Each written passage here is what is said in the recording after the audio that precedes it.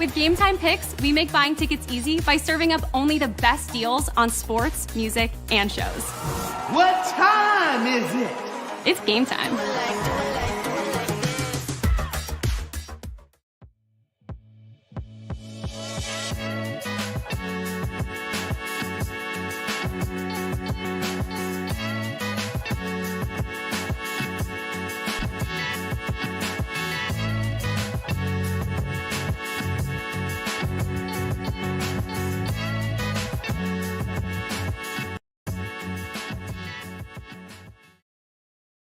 And what is going on, hockey fans? Happy Easter and happy day 2 of the Stanley Cup playoffs, but more specifically, game 1 of this first round matchup, a Metropolitan Division matchup between the visiting New Jersey Devils and the Carolina Hurricanes. We are in for an absolutely awesome series here. As always, it is your boy Neil Villapiano, the host of the Devil State of Mind podcast, which covers the New Jersey Devils. And I am so excited to be getting underway with this one. Really, really excited to have a lot of people on today. I hope you guys are having a happy Easter. If you are celebrating, really do appreciate you guys taking time to actually take some time to actually check this out. I really, really do appreciate it.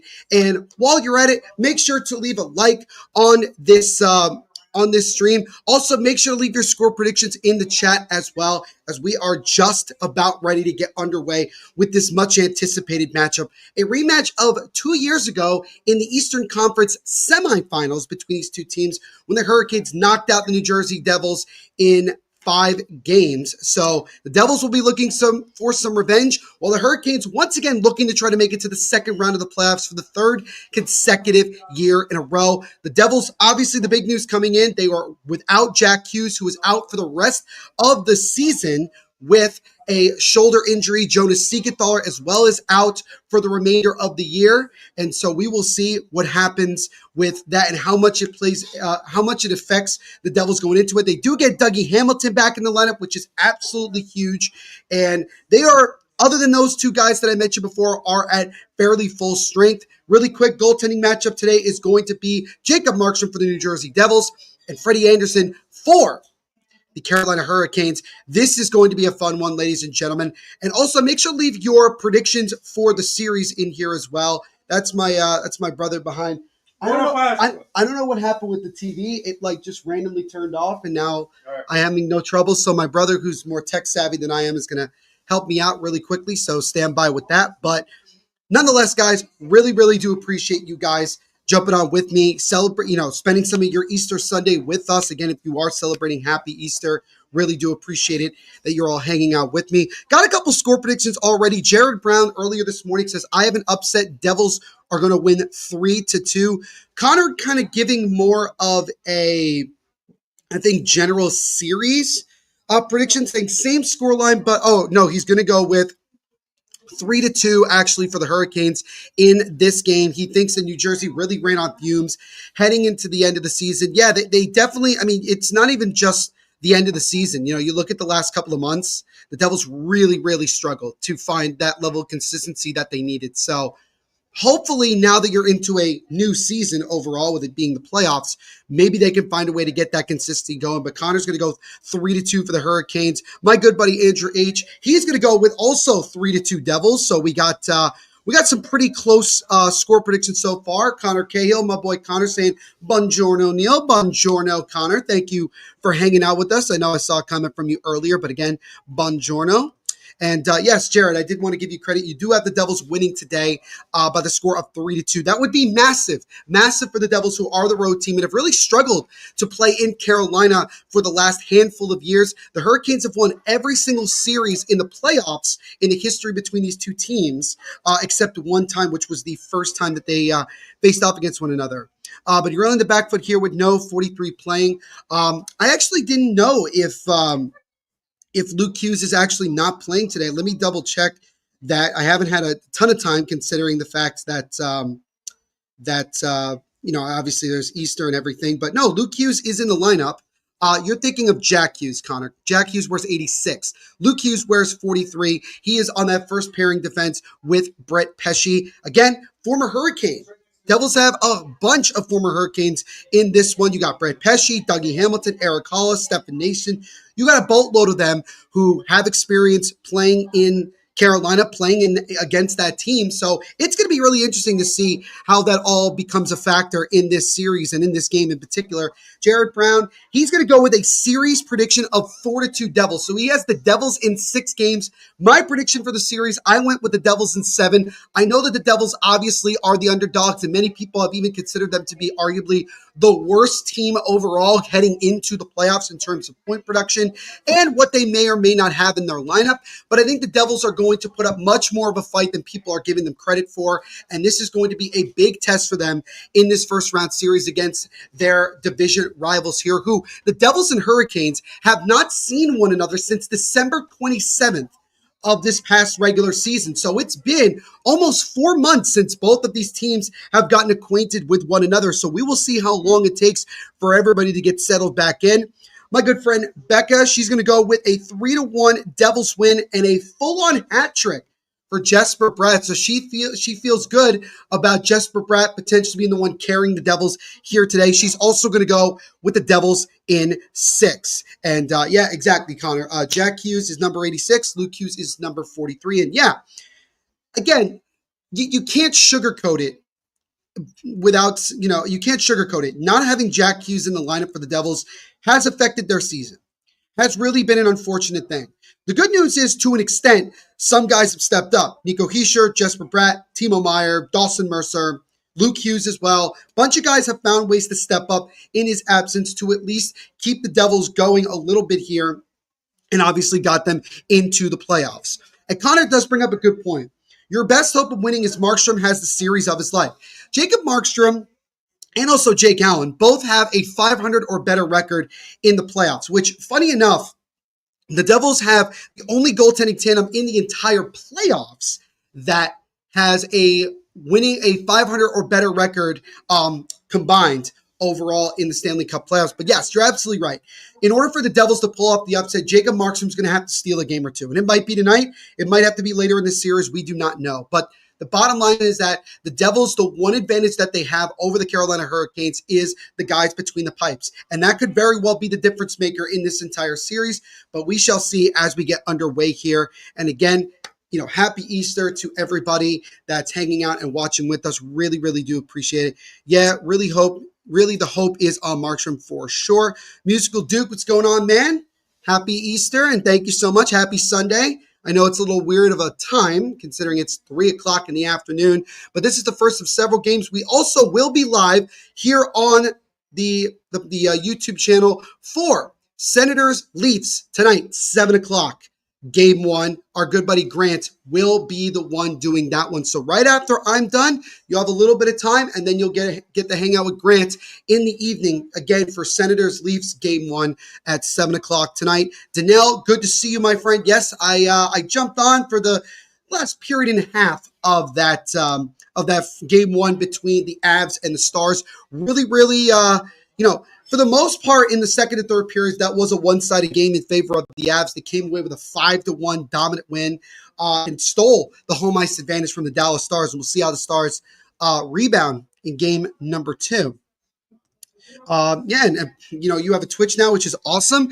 Doing very well. Thank you for hanging out with us. Devils have to get a game to Carolina. They cannot go back home down to nothing. That is a good point. It's important for the Devils. They have to find a way to steal a game on the road. This is the only way they're going to win this series. If they could steal one of the first 2 games in Carolina and head back to New Jersey, at least tied at a game apiece, that gives them just that much more momentum going into games 3 and 4 in New Jersey later on this week, which, by the way, game 2 of the series will be Tuesday night at 8 p.m. Eastern. Myself, Jimmy Finizzi of the Blue Seats, and Kyle Manifold, our THPN manager. We will all be live for game number 2 of this series between the Devils and Hurricanes. And then I will look to be live for game number 3 on Friday night, this upcoming Friday night, when the Devils are back home. And we'll see what the series is like once we get to that point. So, yes, again, continue to leave your score predictions in the chat. You have until the beginning of this game. So the game hasn't started yet. You still have a little bit of time here before we get underway. As for me, being biased, you can call it you could call it whatever you want. But I do have some confidence in my boys from Jersey, and I think that they're going to find a way to pull off an upset win tonight. I'm going to go with a 4-2 win for the Devils in this one here tonight. And look, again, I know that people are going to say, well, of course you're going to pick the Devils. Yeah, of course. Why wouldn't I? Look, I mean, I cover the team here on the network. I'm a huge Devils fan, been a Devils fan my whole life.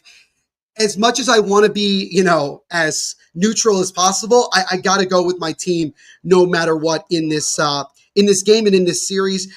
Duke's going to go with a 4-2 Devils win. So far, Connor is the only one that is taking the Hurricanes in this game here today. Let me just I'm going to star all the people that have made score predictions so far in this one, which I think. I got to find Becca's because I think, but yeah, no, Becca's got that as well. So it's going to be good. Connor said, I'm sure Kat would pick Canes to win 6-0 as she was asked. You could obviously reach out to her. I believe she is at the game, if I'm not mistaken. I believe she is at game 1. It's just going to be me today. There won't be anybody else hanging out with me in this one unless we get a surprise guest at some point, which I'm sure, which wouldn't surprise me if somebody decides to join on in this one. Danelle's going to go with a 4-2 win for the Devils in this one. So again, a lot of people backing the Devils to pull off an upset win in game 1. I really hope that we're all correct. But the good news is that it's just game 1. You got to win 4 in order to win this series. And, again, you still want to get off to a good start, right? And I think the one thing you're going to want to keep your eye on early on in this game is, again, the fact that these two teams haven't played each other since late December. So it's been a while. These teams do look a little bit different. Obviously, with the whole, the Devils never played the Hurricanes when Mikko Rantanen was there and didn't play Logan Stankoven when he was with the Dallas Stars, and he hasn't. And again, also since he's been with the Hurricanes after that trade at the deadline. And again, the Devils are without Jack Hughes and Jonas Siegenthaler, who were both healthy and at full strength the last time these two teams faced off. So again, the Devils are going into this as the underdogs. I've seen a lot of predictions of Hurricanes in 5. Some people even said Hurricanes in a clean sweep. And look, I get it. I totally get it that the odds are not stacked well. The odds are stacked clearly against the Devils in this one, but we'll see. At the end of the day, it has obviously been a frustrating year if you're a Devils fan and watching this team dealing with the major injuries and kind of limping a little bit into the playoffs. But the bottom line is that the Devils have made the playoffs for the second time in the last 3 years, which is better than the stretch they had prior to that, where they made just the playoffs one time in a 10-year span. So it's just exciting for the Devils and Devils fans to see their team back in the playoffs. As for the Hurricanes, here's the big thing for me. The Hurricanes know that they need to try to go on a long run this year. I know that some Hurricanes people have told me this is a retooling year. Some people didn't even expect them to have this much success, nearly 100-point season. But the bottom line is that this is still a team that has been in the playoffs numerous times under Rob Brind'Amour. A lot of the main guys are still on this team. And, they definitely want to see themselves make a long run in these playoffs. Should also mention from just a bracket standpoint, in case you want to know, the winner of this series plays the winner of the Montreal versus Washington first round series, which is starting up tomorrow night, which should be a lot of fun in this one. And big thing also for the Devils, Sheldon Keefe. This is his first, playoff year with the Devils after the many seasons that he was in Toronto. He has still yet to miss the playoffs in his professional coaching career, which is very, very impressive in his time. But obviously he's had a lot of knock on him for the lack of playoff success, again, particularly with the Toronto Maple Leafs only making it out of the first round just one time. But we'll see what he can do here as he gets acclimated to this Metropolitan Division matchup here in the first round of the Stanley Cup playoffs, as both teams have just finished up the national anthems, and we are just about ready to get underway for what should be a very hard-nosed battle between these two Metropolitan Division foes. Again, goaltending matchup tonight. Jacob Markstrom in net for the New Jersey Devils, and Freddie Anderson between the pipes for the Carolina Hurricanes. And that was obviously going to be a question for the Hurricanes as to who was going to get game 1, but nonetheless, that's who they're going with. Guys, I'm excited. I hope you guys are as well. This is the beginning of what should be a really fun series. Both teams are at center ice. The puck is dropped, and game one of this first round matchup between the Devils and Hurricanes is officially underway as the Hurricanes immediately trying to put pressure, but Brian Dumoulin settles it, and he'll flip it out of the zone here as now the Devils look to try to come the other way, just out of the reach of Jesper Bratt. Puck now in the right corner. Devils keep it in. Stefan Nason, the former Hurricane, who's now back with the New Jersey Devils, going up against his former team. That pass is blocked. It comes back out of the zone, where Bratt will settle it down and pass it back to Brian Dumoulin about 30 seconds in. So again, the one thing that you're going to want to keep your eye on here is I'll bring up the scoreboard as we are getting underway here. Shout out to Yahoo Sports for this one, is just how these two teams get acclimated into this series. Again, having not played in almost 4 months. Hurricanes trying to come the other way, but it's broken up there by the Devils, and they'll flip it back out. Dougie Hamilton playing in just his second game since returning from injury. They're being out for over a month here with a lower body injury that he sustained in a loss to the Dallas Stars back in March. Literally the game after Jack Hughes got injured. So that was a pretty rough time in terms of injuries, but it's great to get one of your top defensemen back as now the Devils come the other way. Luke Hughes with a lot of space takes a slap shot, and that one just goes wide of the glove side of Freddie Anderson. Devils trying to keep the pressure in here with this fourth line. A little bit of a new fourth line for the Devils as Andre Palat, who was out the last game and a half with what looked to be an ankle injury after blocking a shot. He's actually going to be on the fourth line to start this series, which kind of see if that can kind of get him and maybe the rest of that fourth line going a little bit.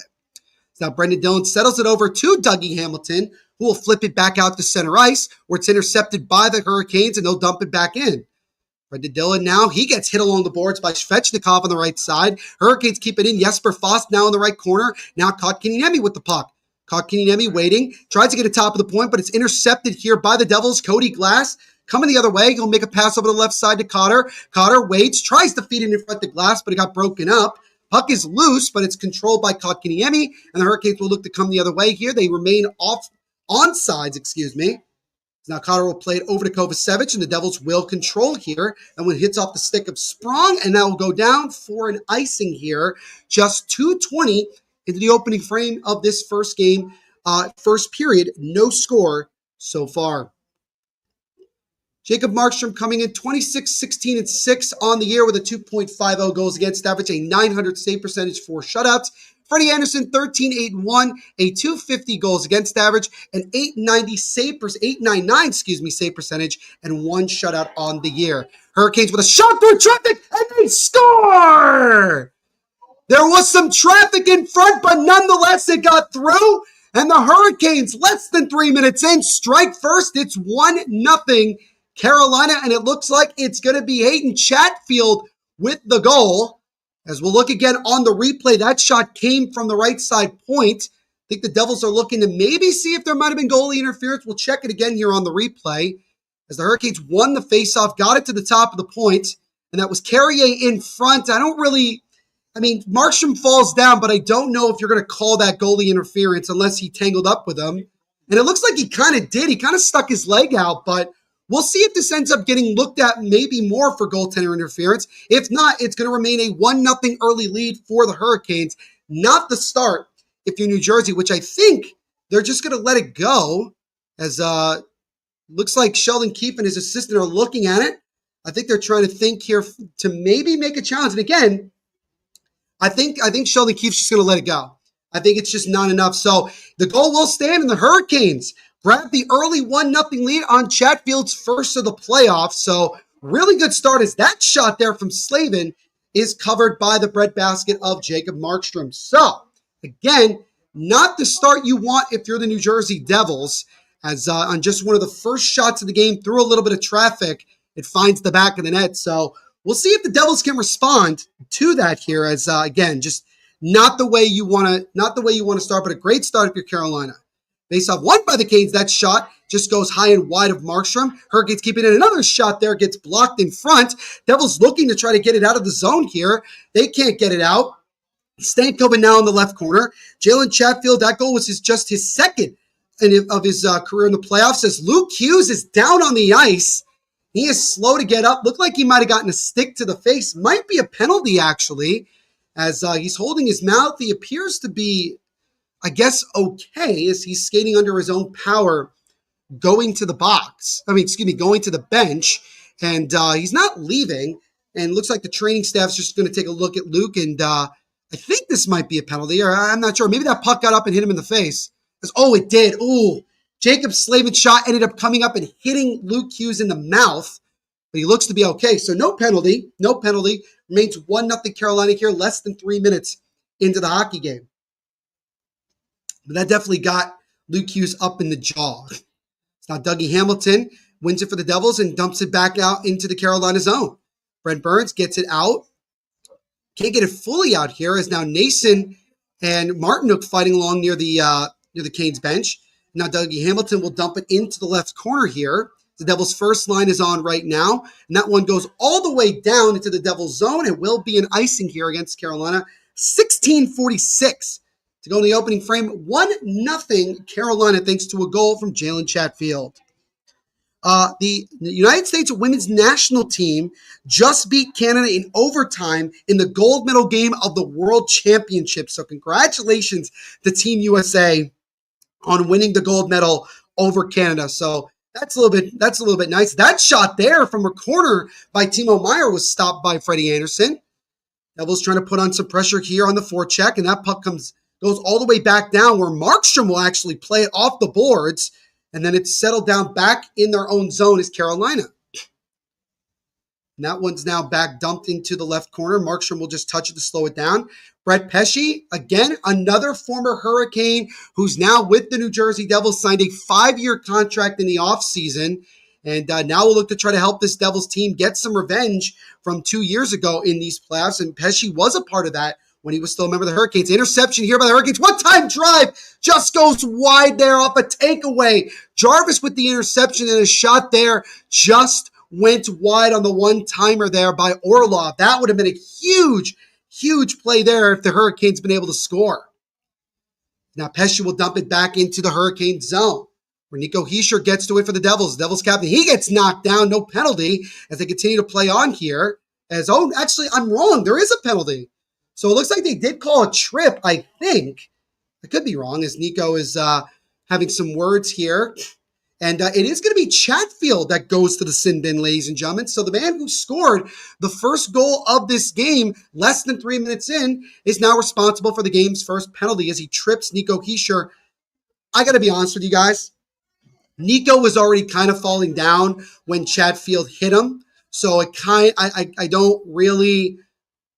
don't think that was a full trip there. It looked like bang, bang. It looked like it was, but on the replay it wasn't. But nonetheless, Devils get their first crack on the power play here as they look to try to tie this game up as the Hurricanes win that first faceoff and dump it back into the Devils zone here.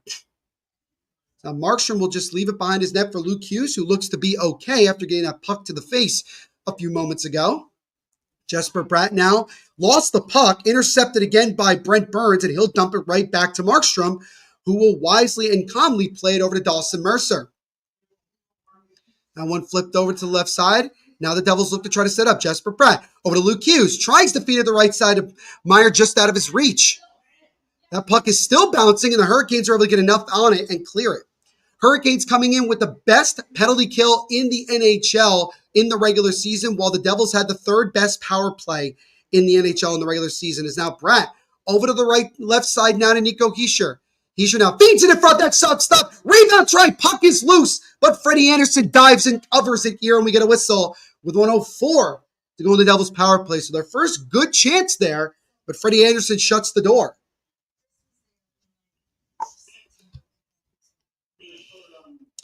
As Duke saying, what a goal from Chatfield. That was a pretty good goal. Again, through traffic. Kind of a good screen there by Alex Carrier in front.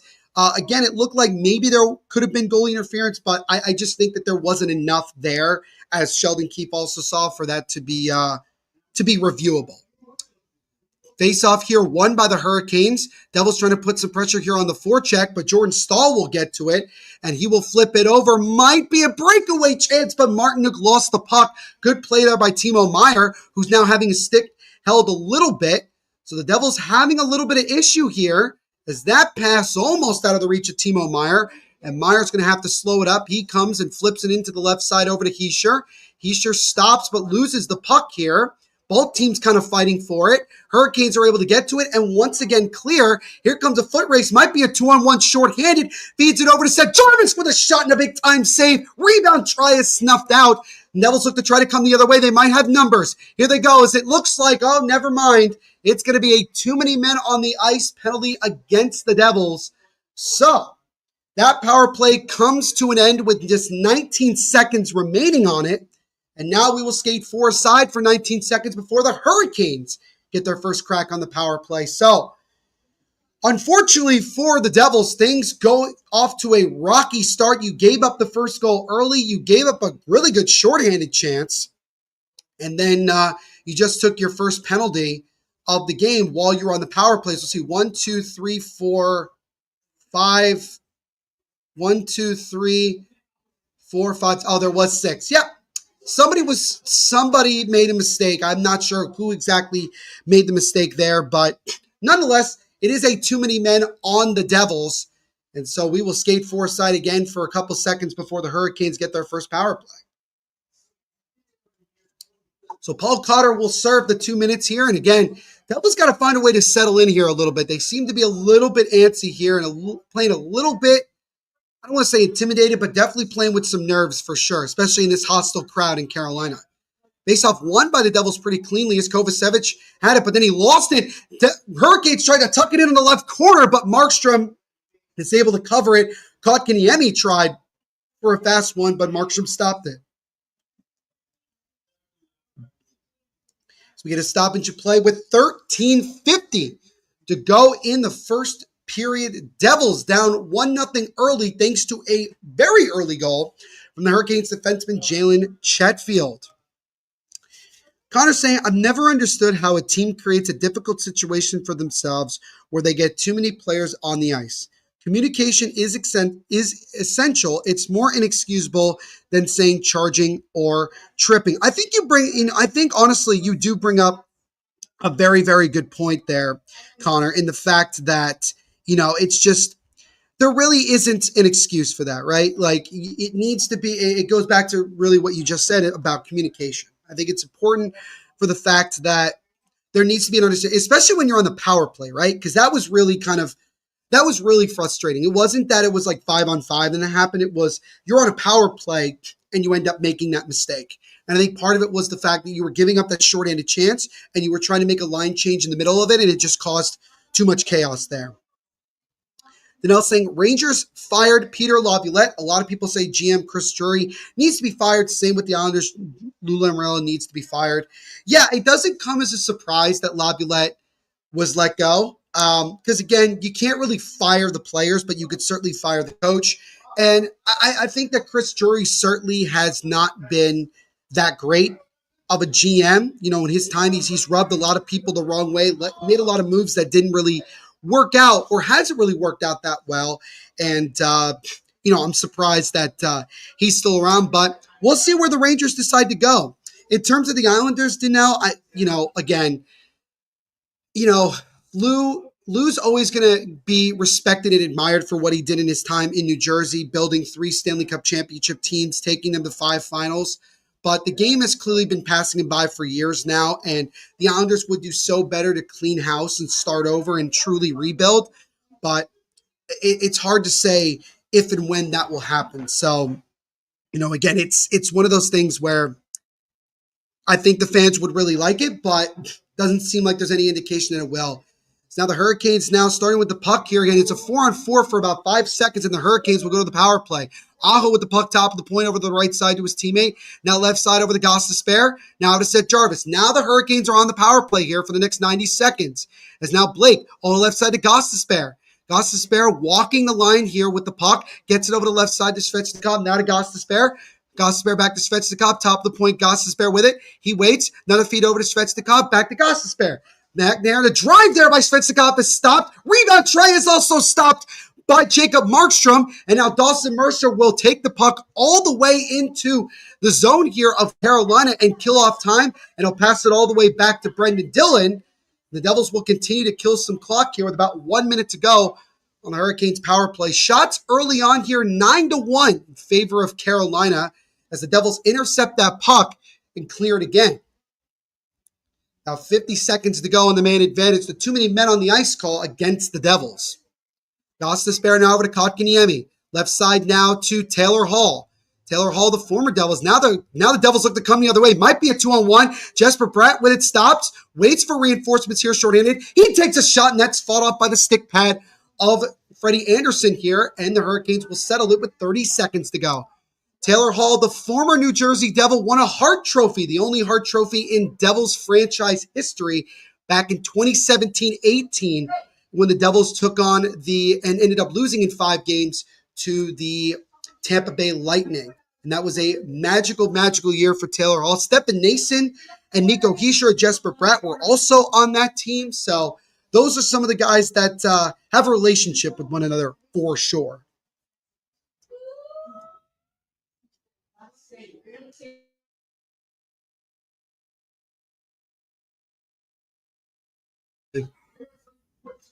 Face off to the right of Jacob Markstrom here. 17 seconds to go on the Hurricane power play. 12-13 to go in the first. 1-0 Hurricanes here again. Jalen Chatfield with the first goal. Now the Hurricanes have the puck now. Sharp angle try by Roslovic, stopped by Markstrom. Hurricanes look to resettle here with 5 seconds to go. Kotkaniemi with a shot that stopped. Rebound try comes up into the chest of Markstrom, and he'll cover with 3 seconds to go on the first power play of the night for Carolina. So Jacob Markstrom is being tested early and often. And, again, despite giving up that first goal, which, again, was through a bit of a screen, he has done everything he can to try to keep the Devils right now only trailing by 1 as they try to get settled into this game. But you could definitely see so far that the Hurricanes are feeding off of the crowd, feeding off of that energy here to get this series underway. So the faceoff will be to the right of Jacob Markstrom. Shots now 11-2 in favor of Carolina here in the first period. Not even halfway through the first period. Faceoff won cleanly by the Devils. Pesce will bounce it off the boards and out, and the Devils kill off that penalty. So both teams successful on their first kill of this game and of this series.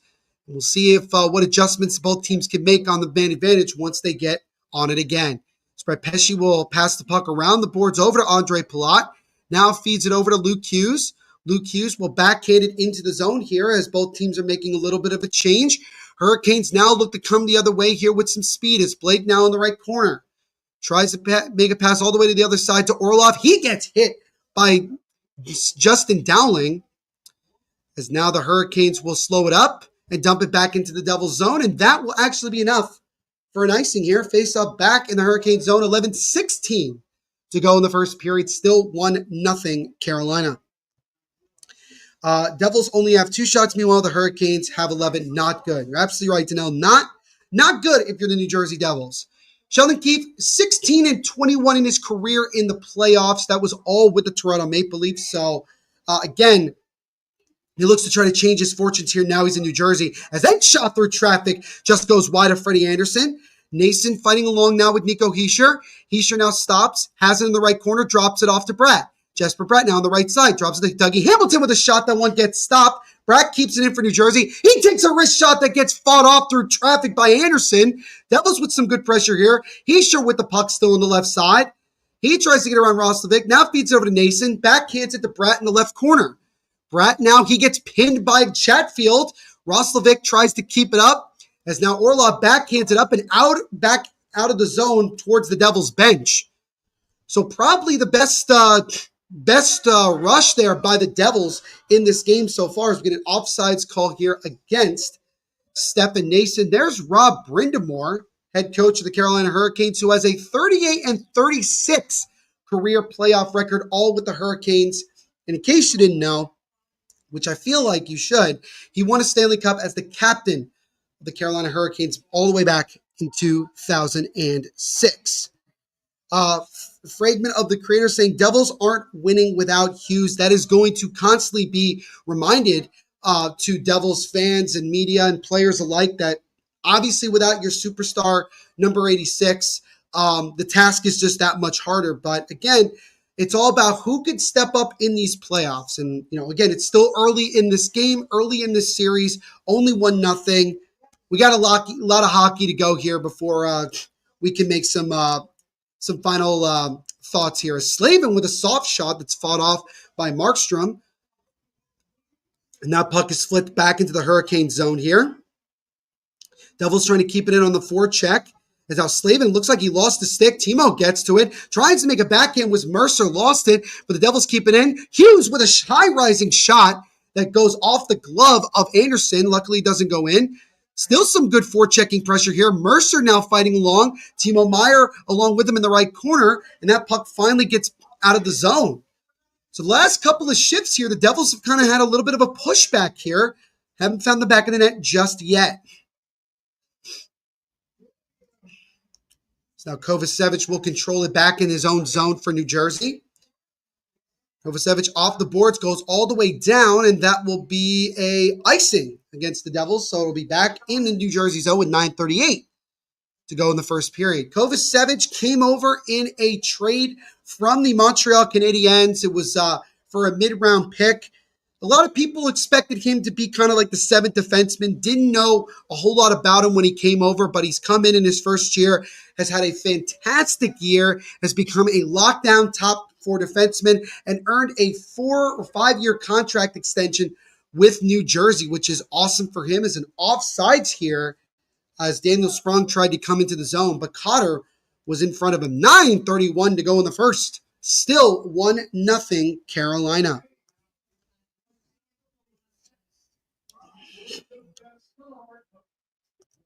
James Benson saying, expecting the Devils to lose, but I'd be wrong. It would be insane if they managed to take the cup without Jack. I mean, look, again, there's no question that for any team, right? For any team in the Stanley Cup playoffs, the best position that you can be in is being at full strength throughout the playoffs, which is very, very hard to do. Very hard to do. And the Devils have known how difficult of a task this was going to be from the moment that Jack Hughes was announced that he was going to be done for the year. And to give the Devils credit, they've had some games throughout where they really have been very, they've looked very productive. They look like they've gotten some things going, but then there's other times where they look very much out of sorts. They've been a very inconsistent team for the better part of the last 4 months. That's even with Jack Hughes still in the lineup. So not having him in the lineup is certainly an issue in itself. Gaza's always expecting the Devils to lose, but it doesn't always happen. That's very true, Gaza, as your New York Rangers this year are not in the Stanley Cup playoffs, so you were in the position that I was in last year when the roles were reversed. James saying, got to clean up these offsides, not even close when they're getting called. Yeah, it's, we've talked about this so many times. You guys have heard it so many times where offsides is one of the most difficult things to truly call and understand, that even to this day, the most diehard hockey fans don't fully know what offsides is. See, diehard local fan from the Tri-State area, the Devils in the playoffs, meanwhile, the Rangers or Islanders are not, but do you see that any of the local teams have been playing against the Hurricanes in the playoffs for years? It's very, very fair to say that the Hurricanes are one of those teams that you got to go through in order to go and find a way to win the cup, right? I think that that's a fair thing to say, right?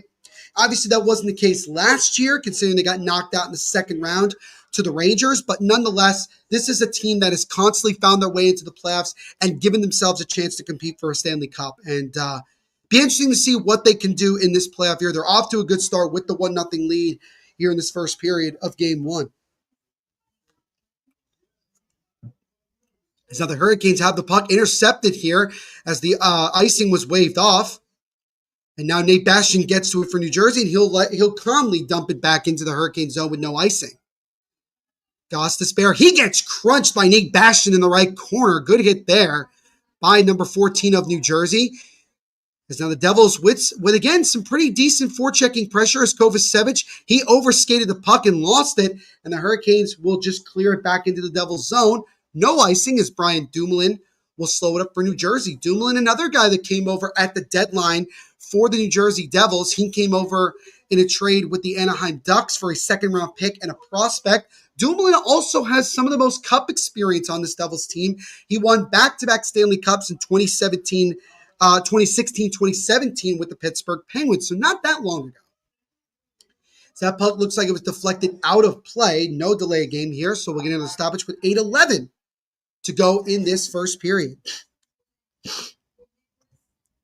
Gaza believes that none of his teams in sports this year are winning anything. All right, fair enough. Devils lost to them 2 years ago. Islanders lost to them 2 years in a row. That's true. Meanwhile, the Rangers beat them last year. The Rangers beat them 3 years ago as well in the second round of the playoffs. So really, out of those three teams mentioned, Danelle, in that tri-state area, the Rangers are the one that give the Hurricanes the most trouble, where they've had plenty of success against both the Devils and the Islanders in the most recent years. That one's intercepted by Jordan Staal. He keeps it in for a moment. And now we get a delayed offsides here against Carolina, where Kovacevic now is going to slow it up for New Jersey. Kovacevic makes a pass over to Brad, who will pass it back into his own zone to Brian Dumoulin. Dumoulin flips it up to Dawson Mercer, who will flip it into the left corner, where Freddie Anderson will play it for Carolina. He'll bounce it around the boards, and that one is popped up in the air, and a good in the middle of the air whack there by someone in Carolina to get out of the zone. Timo Meier comes in for New Jersey. Meier tries to make a feed, but it gets broken up. And I'll look at it, try to get a step here, but it gets taken away beforehand by the Devils. Shots now 12-3 in favor of Carolina here, and they have the 1-0 lead. Mercer coming in for New Jersey. Back to Meier, and Mercer with a shot that's easily fought off by Freddie Anderson. Luke Hughes with a shot from the left side goes into the chest of Anderson, and we'll get another stoppage here with 7:04 to go in the first period. Still 1-0 Carolina, thanks to a goal 2.5 minutes into this game by Jalen Chatfield.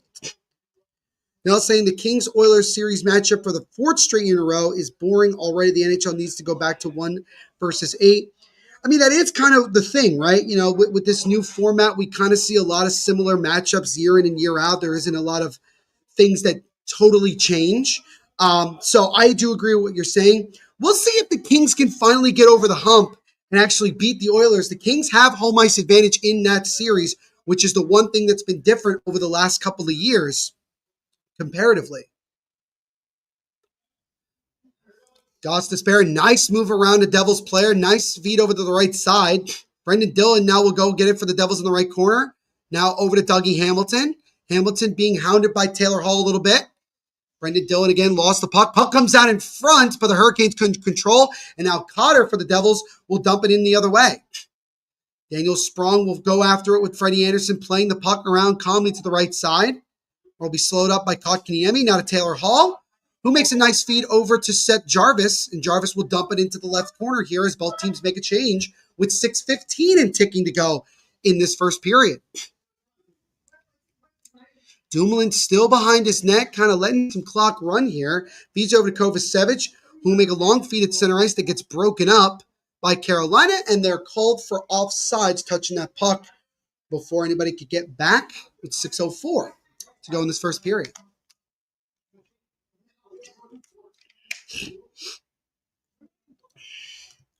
Canadian Chick 92 says, can you tell me what postseason is? I saw that on my iOS TSN lock screen widget.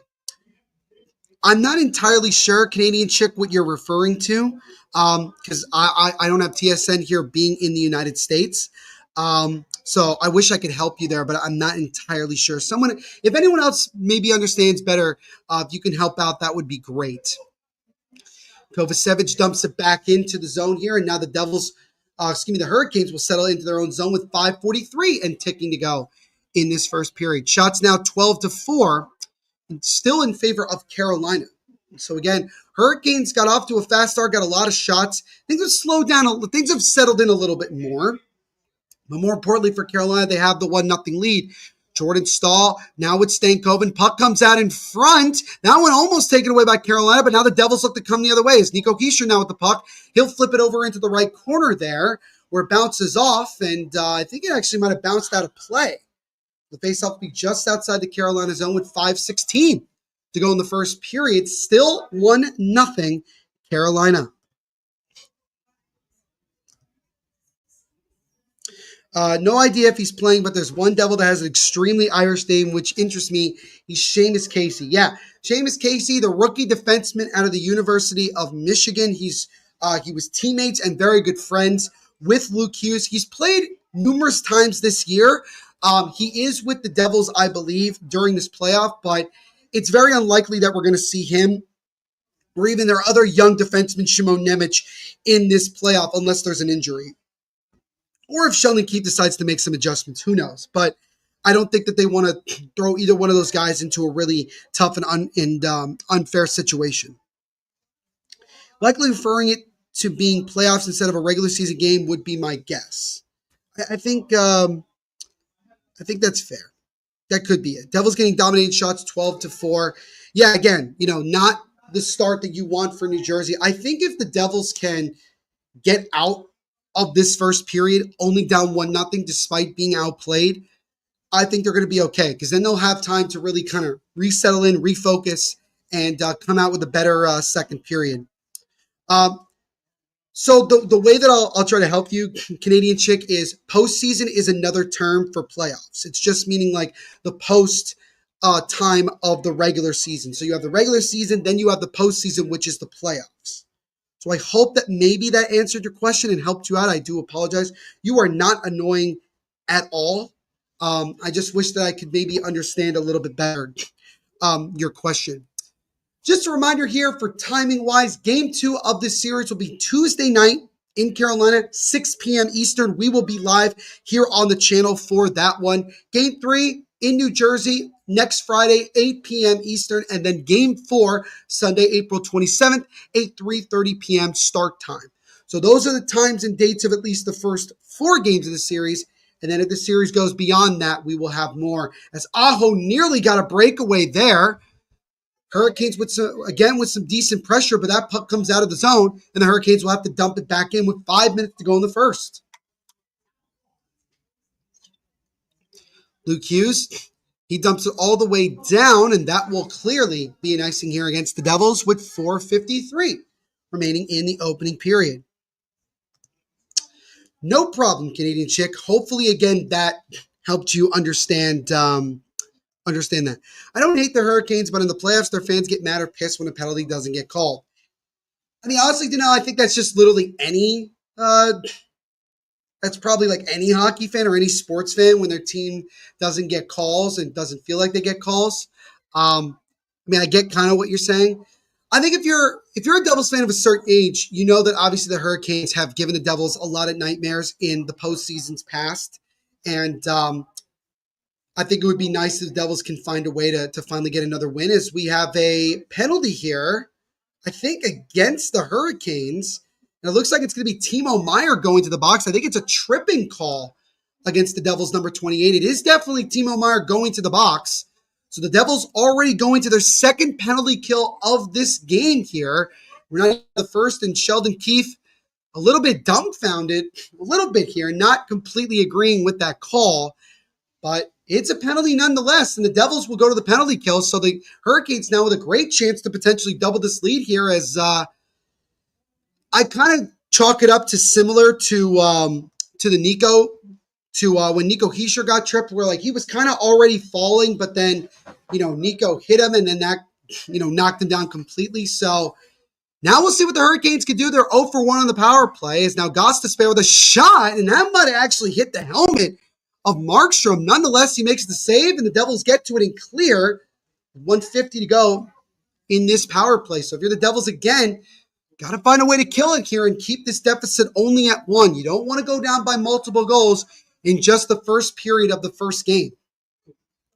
And that will be an offsides call here against Carolina.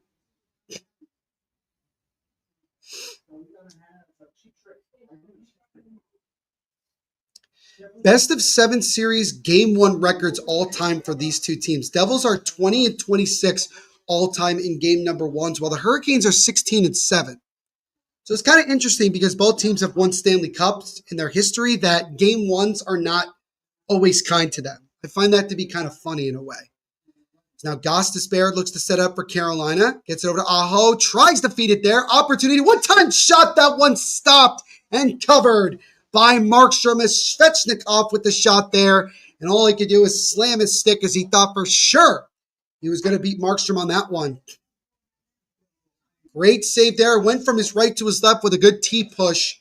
Markstrom makes the save as he continues to stand on his head here, try to help this team.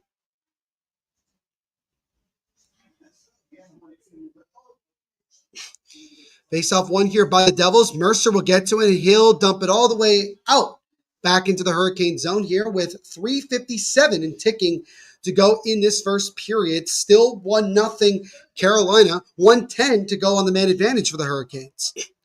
Now Sebastian Aho on the left side. Aho now with it, looks to set it up top of the left side to Gostisbehere. Gostisbehere left side now to Aho. Aho now behind the net to Svechnikov. Back to Aho left side, top of the point to Gostisbehere. Gostisbehere left side to Aho. Aho with it. Waits. Wrist shot through traffic is stopped and covered again by the goaltender Jacob Markstrom. 51 seconds to go on the Hurricane man advantage. Again, it was a 2-minute tripping call on Timo Meier. So Hurricanes now going to their second power play unit as their first with a couple of solid opportunities. But again, Markstrom continuing to find ways to make these big important saves. Canadian Chick is a Flames fan. Love that. If you haven't already, go check out the Flames cast here on the Hockey Podcast Network, which covers the aforementioned Calgary Flames, who, for Flames fans, they're going to be watching this series because they want to see where that Devils pick that they got in the Jacob Markstrom trade ends up. So now Roslovic feeds it over to Taylor Hall with 30 seconds to go on the man advantage. Now Brent Burns dumps it all the way around to the other side to Kotkaniemi, keeps it going. Tries to feed over to Taylor Hall. He regains it with 23 seconds to go. Hurricanes get to top of the point to Birds. Over the right side now. Takes a shot. And that one hit off the post. Hurricanes keep it in now. Taylor Hall on the left side. Waits. Hall tries to make a feed to Kotkaniemi, who gets a save. A shot that was saved by Jacob Markstrom. 5 seconds to go on the man advantage. Burns top of the point. Brett Burns over to Taylor Hall. Hall waits. Tries to feed it in front. Gets broken up by Andre Palat. And Palat clears it. And the Devils kill it off again. So they're 2 for 2 on the man advantage there as the Hurricanes had a couple of good chances, but Markstrom shut the door. Dmitry Orlov with a shot that gets deflected up. Puck comes right out in front, and the goalman, another opportunity gets blocked. Now the Devils look to come the other way. Timo Meier on the right side. He dumps around, and then he hits Orlov here. And that puck goes into the left corner. Devils trying to keep it in, but they cannot. That's up on in. Here comes Jordan Martinook with a shot. That one is stopped. Orlov with a soft rebound that's easily knocked away by Markstrom. 2 minutes to go in this first period. Hurricanes looking to try to double the lead here, already with the 1-0 lead. Some good pressure here on the forecheck from Carolina. Timo Meier passes the puck to the left side where Brendan Dillard tries to one-hand it out. Martinook throws a pass in front, nobody home. And now Timo Meier will bring it up for New Jersey, and he'll just dump it in. He tried to dump it in, but he gets it right back in the offensive zone, and he'll backhand it high right into the glove of Freddie Anderson. Look at a face-off in the Carolina zone with about 97 seconds to go in this first period. And like you said, Connor, yes, Markstrom is definitely keeping the Devils at bay here, down 1-0 and trying to keep it that way. Devils finished the regular season, their last 8 games, a 500 record of 4-4-0, while the Hurricanes had a really bad stretch of 1-6-1. That shot by Luke Hughes gets blocked in front. So the Hurricanes look to try to get it out of the zone here. Pesci trying to keep it in for New Jersey. And now the Hurricanes look to maybe come the other way if they have numbers. Svechnikov gets around. Backhand try is fought up by Markstrom with 1:18 to go in the first. Slavin with a shot. That one gets stopped. And Luke Hughes will control it. He'll backhand it up to Cody Glass. And here come the Devils the other way with their fourth line. They can't actually dump it in, and now the Hurricanes come back in. Svechnikov with some speed, tries to make a pass, and a great pass, but it gets stopped, I believe, or the shot just went high and wide of Markstrom. As that puck comes out of the zone, and the Hurricanes will recover here with 50 seconds to go in this first period. As now the Hurricanes with it off the boards, and here come the Hurricanes again with 40 seconds to go in this first period. Brian Dumoulin now feeds it up now over the left side. Here come the Devils the other way with their fourth line. Bastian dumps it into the right corner where Chattenfield and Justin Dowling will go after it. Hurricanes again, good job of snuffing it out. Palat intercepts it at center ice. Andre Palat gets around one defender, and he'll dump it again one-handed into the Hurricane zone with 20 seconds to go in the period. So that guy, as both guys fall down there, no penalty as the refs say play on with 10 seconds to go in the period. Kovacevic one off the boards all the way out. Jesper Bratt with it now with 5 seconds to go. Bratt tries to get around one defender, makes a pass to Kovacevic. 1 second left. Kovacevic with a shot that's easily stopped by Anderson. And that'll do it for the first period of play.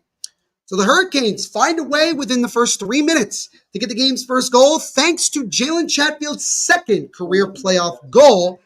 And then after that, the Hurricanes were pretty much the better team in that first 20, a lot of shots. But Jacob Markstrom, the only reason to keep the Devils only down by 1 after 20 minutes of play. So let me know what you guys think so far of this game, what your thoughts, what both teams need to do to make some changes here in order for things to continue to get better moving forward. So I'll let you guys have some time here, and while we do that, we are going to step aside for the first time tonight to get a couple words from our sponsor.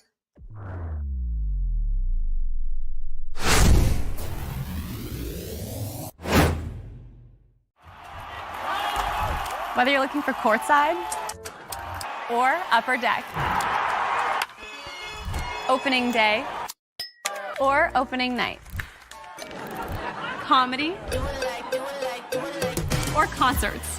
With Game Time Picks, we make buying tickets easy by serving up only the best deals on sports, music, and shows. What time is it? It's game time.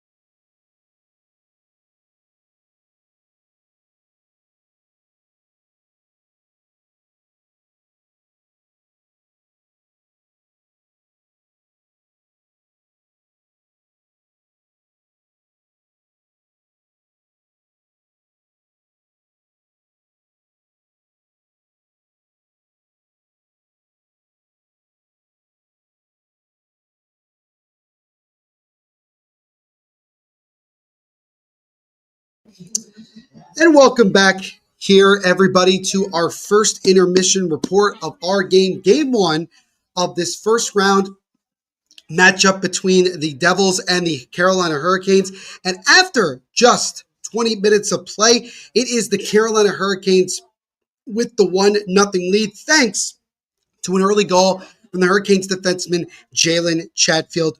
Overall, it was a pretty dominant first 20 minutes. If you're the Carolina Hurricanes, you got to feel really good about it because you came out, you fed off the crowd, you fed off that energy, and you found a way to get yourselves on the score sheet early. You had 2 power play opportunities, one that was not full because you had to go 4-on-4 for about 19 seconds, but for the most part, you were pretty much on there, and you had a couple of good chances, but the story for the Devils, at least in the positive sense, is that Jacob Markstrom definitely stood on his head. He did about damn near everything he could to keep the Devils only down by 1 as he stopped 16 of the 17 shots that he faced in that first period. Overall, the shots were 17-5 in favor of Carolina. So if you're the Devils, to only be down by 1-0 after being outplayed as badly as you were through the first 20 minutes, you got to feel at least a little bit more like, okay, we're into it now. Everything's going well. It's, let's try to get back into this. That's I have family over in case people want to know. I have family over while I do this because, again, it is Easter Sunday at 4:00 in the afternoon. It's not even a night game here. We're the first of, I think, 3 or 4 games, I think, tonight. And again, in case you didn't hear it before, this is the first of 2 live watch-alongs that we are doing today. So we have this one, and then at 7 o'clock tonight, so in about 3 hours from now, our good buddy Grant will be live for Game 1 between the Ottawa Senators and the Toronto Maple Leafs in their first-round matchup. So make sure you guys stick around for that as well. Yeah, but again, I think for the Hurricanes, the strategy continues to be the same, and that is continue to put pressure, feed off the crowd, get pucks to the net, as they always say, the classic saying of, get pucks to the net. But really just continue to try to create pressure because, look, it's not incredibly easy to get goals past Jacob Markstrom when he's playing at this level, but you found a way to do that by creating traffic in front, which I'm sure is something that Rob Brind'Amour is going to want his team to have in this second period, and really try when you can to take advantage of the man advantage. One thing that in my latest episode, it was a round 1 preview with the Siren guys here on the network, which cover the Carolina Hurricanes. They talked to me about the one Achilles heel for the Hurricanes is that their power play has not been effective. They really struggled throughout the year to score on it, especially down the stretch, and they are 0 for 2 so far on it. The Devils, meanwhile, still with a very, very effective power play and penalty kill, which is strong already, 2 for 2 on the night. That could also be a deciding factor, how the Devils take advantage of the chances on special teams. But overall, for the Devils, I think the message is pretty simple. You have to be way more aggressive. I know that Carolina plays a really, really tough structured system, but you got to find a way to break through that. Because once you break through that and you start putting pressure on Freddie Anderson to make saves and do things left and right, that's where the openings are to come up. And I spoke about it on my latest podcast episode that the big thing for the Devils is they're not going to get a ton of opportunities. But when they do get those opportunities to score, they better take advantage of them. Because once they do that, then the floodgates will really start to open here. We talk about goaltending being a big thing for the Devils. And again, Markstrom was very much standing on his head in that first period. Now it's about, can the Devils, reward him by start putting pressure going back the other way, obviously, and eventually get some goals here and get going in this series. But I think overall, if you're, again, as I mentioned, if you're the Devils, you at least walk out of that first period feeling relieved that you're only down 1-0, as opposed to being down by multiple goals if your goaltending wasn't the same. So that's kind of the way I'm going to look at it. Those are kind of the messages I would say for both teams going into the second period of play. Let me know what you guys think. Really like to interact with you guys and keep it going here. Never going to generate shots. They can't keep going off sides like they have in the first. Yeah, that was another good thing that, James, you kind of noticed a little bit more than I did, was the fact that the Devils they had I think 5 or 6 times where they were offsides. It definitely looked like a lot of undisciplined hockey because you took a too many men on the ice penalty. You did, you really looked out of sorts in a lot of that first period. So hopefully going into period number 2, they can kind of get settled in a little bit more and play more to their strengths in this one. But yeah, staying on sides is a key. Devils need to get more damn shots. Exactly. Now, I think what's great is that, I don't have to give you guys some really specific, spiel about what the Devils have to do. It's very simple.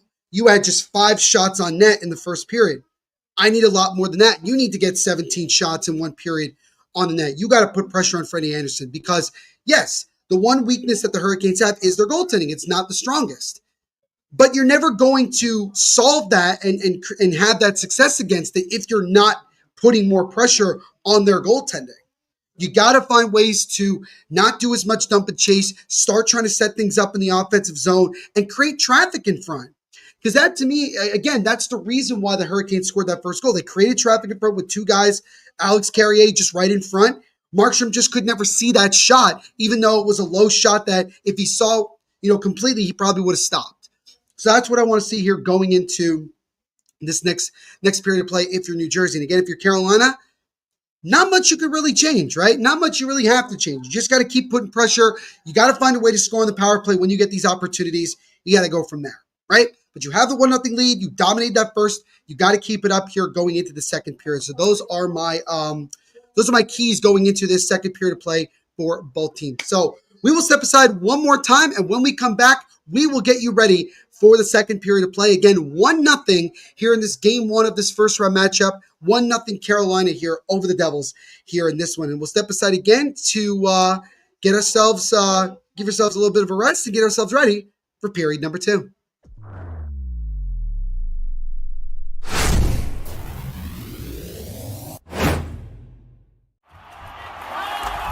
Whether you're looking for courtside or upper deck, opening day or opening night, comedy or concerts.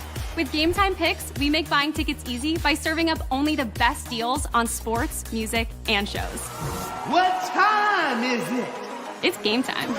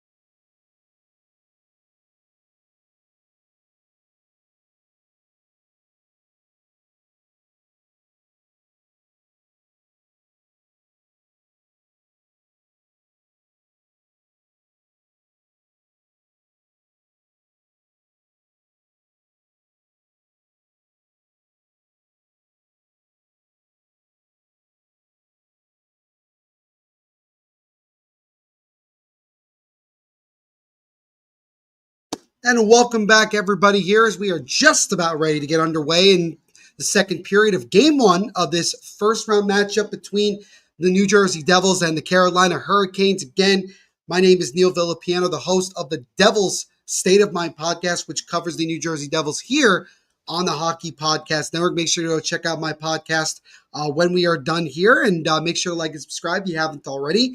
Hurricanes have a 1-0 lead heading into the second period thanks to a goal less than 3 minutes into the game by defenseman Jalen Chatfield of Carolina.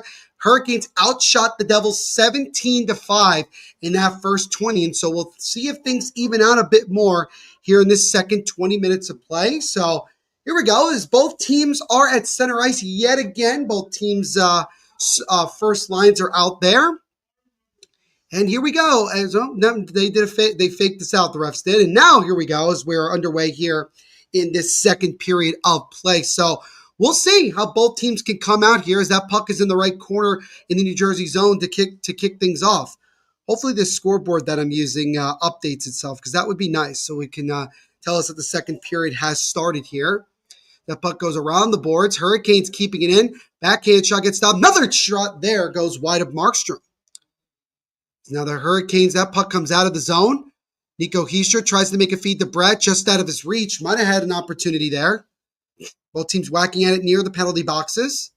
Both teams still fighting for it near that. And now the Hurricanes settle as Martinook will just one-time it back into as both teams will make a change here about 45 seconds into this second period. As now here come the Devils the other way. Mercer kind of by himself. Dawson Mercer backhands it around the boards where Eric Holla will get it first for New Jersey. Holla fighting along with Chatfield. Now Timo Meier, turnaround shot. That puck comes out in front. Holla with it now gets it top of the point to Luke Hughes. He makes a very poor pass that's intercepted by Carolina, and they look to come the other way as now Jordan Blake with the puck. Blake loses it to Luke Hughes. Luke Hughes will slow it up here as Pesci loses it, intercepted, feeds it out in front, but it's broken up there by Timo Meier, who can't get it out. Blake now with a shot. His shot gets fought off by Markstrom, and now the Devils finally get it out. It won't be an icing here, but some poor passing by New Jersey nearly turned into disaster. Aho comes in for Carolina over to Taylor Hall, feeds it in front, nobody home. Puck is loose. Here comes Justin Dowling one-on-one with a Hurricanes defenseman. Dowling with it, takes a shot, and that one is stopped and covered by Freddie Anderson. 1:45 into the second period. As again, Donnell with the simple instruction for the Devils going into the second period. The Devils need to get more damn shots on the Hurricanes. Not just any type of shots, more damn shots. So there you go. It shows you the passion that Donnell has for being a tri-state area supporter, and that includes the Devils. Face off one here by the Devils in the offensive zone. A drive there from Palat gets blocked in front. This could be an opportunity for Carolina. They come in now with a breakaway opportunity. That would have stopped. Rebound, try and stop. Another try is fought up again by Markstrom. 3 different saves there on a partial breakaway by Jacob Markstrom, and he denies all of them. Great saves there from the Devils netminder, keeping the deficit at 1. Dougie Hamilton flips it all the way down. Will this be enough for an icing? It will. Icing here against the Devils with 17:45 to go in this second period. So, really good opportunity as Robinson gets stopped twice. Original shot, rebound try got stopped, and then a third opportunity by Carrier. And Markstrom continuing to stand on his head here as now the Hurricanes are up to over 20 shots. They're at 21 now. As that shot there goes wide of Markstrom, and the Devils will control it. So now the Devils look to come the other way. Justin Dowling dumps it around the boards as both teams look to make a quick change. Brent Burns now will slow it up behind his own net. He's over the left side now, and here comes Jacob Slavin up the right boards. Kotkaniemi now with the puck, loses it for a moment, regains it. Puck now is loose in the right corner now in the Devils zone. It's now backhanded by Svechnikov. That one's taken now by Taylor Hall. Now Kotkaniemi gets it top of the point left side, takes a shot through traffic, stopped by Markstrom. Luke Hughes tries to flip it out. He can't fully get it out. Cody Glass then gets to it, and he'll calmly get it out of the zone. So Hurricanes coming out again, putting on a lot of pressure. Devils still looking to try to find some momentum here. Luckily, again, Jacob Markstrom continues to keep him in it. Stefan Noesen. Now that's one takeaway by Hischier. Hischier tries to feed it to Bratt, can't get to it. Hischier almost regains it. Now Noesen controls it, backhands it over to Bratt behind the net. Jesper Bratt with it now, feeds it over to Noesen with a shot that just goes over his stick and goes all the way back into the Devils' zone. Now Bratt will control it over to Dumoulin left side. And Dumoulin will dump it into the right corner. Jacob Slavin now in the right corner. He'll dump it all the way back down where Markstrom will calmly play it out of the zone. Jesper Bratt tried to make a pass over to Mercer, but it's taken away. And now behind the net where Markstrom will settle it for Dumoulin. Dumoulin on the right side. He'll turn back, feed it over to Kovacevic. Kovacevic loses the puck there by Jordan Staal, intercepts it for a moment, but now Eric Haula, the former King, comes the other way for New Jersey. Hall will dump it into the left corner. Chatfield along with Jesper Bratt. Now Haula gets to the puck. Both teams whacking at it. Now Chatfield gets it with a lot of space, and he'll just be able to make a pass over to Seth Jarvis. Jarvis now over to the right side now to Stankoven. Now to Jarvis. Seth Jarvis with a shot. That one is stopped. Puck comes out in front, but the Devils get to it first, and here they come the other way looking to get numbers. Timo Meier, he'll dump it into the left corner. He got hit up high. No penalty as the refs say play on. That puck down the left side of the Carolina zone, and they'll calmly get it out. They'll settle it. Jarvis tried to get around one defender, and it's taken away by Brendan Dillon. Brendan Dillon, longtime NHL defenseman, nearly 20 years in the league at this point. Played a long time in San Jose and then also with the Winnipeg Jets before coming to the Devils in this past offseason via free agency. Now puck comes out behind the net in the Devils zone. Both teams whacking at it here in the left corner. Hurricanes continuing to keep it in. Puck is loose for a moment, but now Dowling gets to it for New Jersey. It's intercepted again by Carolina. Carolina now with a soft shot that pounces up and nearly went in. Markstrom didn't get all of it, but luckily Luke Hughes was able to get there to knock it away. Here come the Devils now. Polak with a shot stop. Rebound try is fought off by Anderson. So things have picked up a little bit here as Pesce with a turnaround shot that gets deflected up. And out of play with 14:32 to go in the second period. And Jacob Markstrom, who's been on his game since this started, nearly with a disaster as Carrier took a shot that hit off the tip of Markstrom. And that puck nearly went into the back of the net. But again, Luke Hughes was able to cover it to just swipe it away.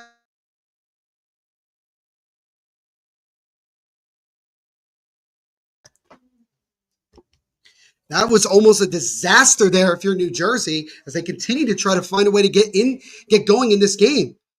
Dougie Hamilton keeps it in. Turnaround shot by Glass is stopped by Anderson.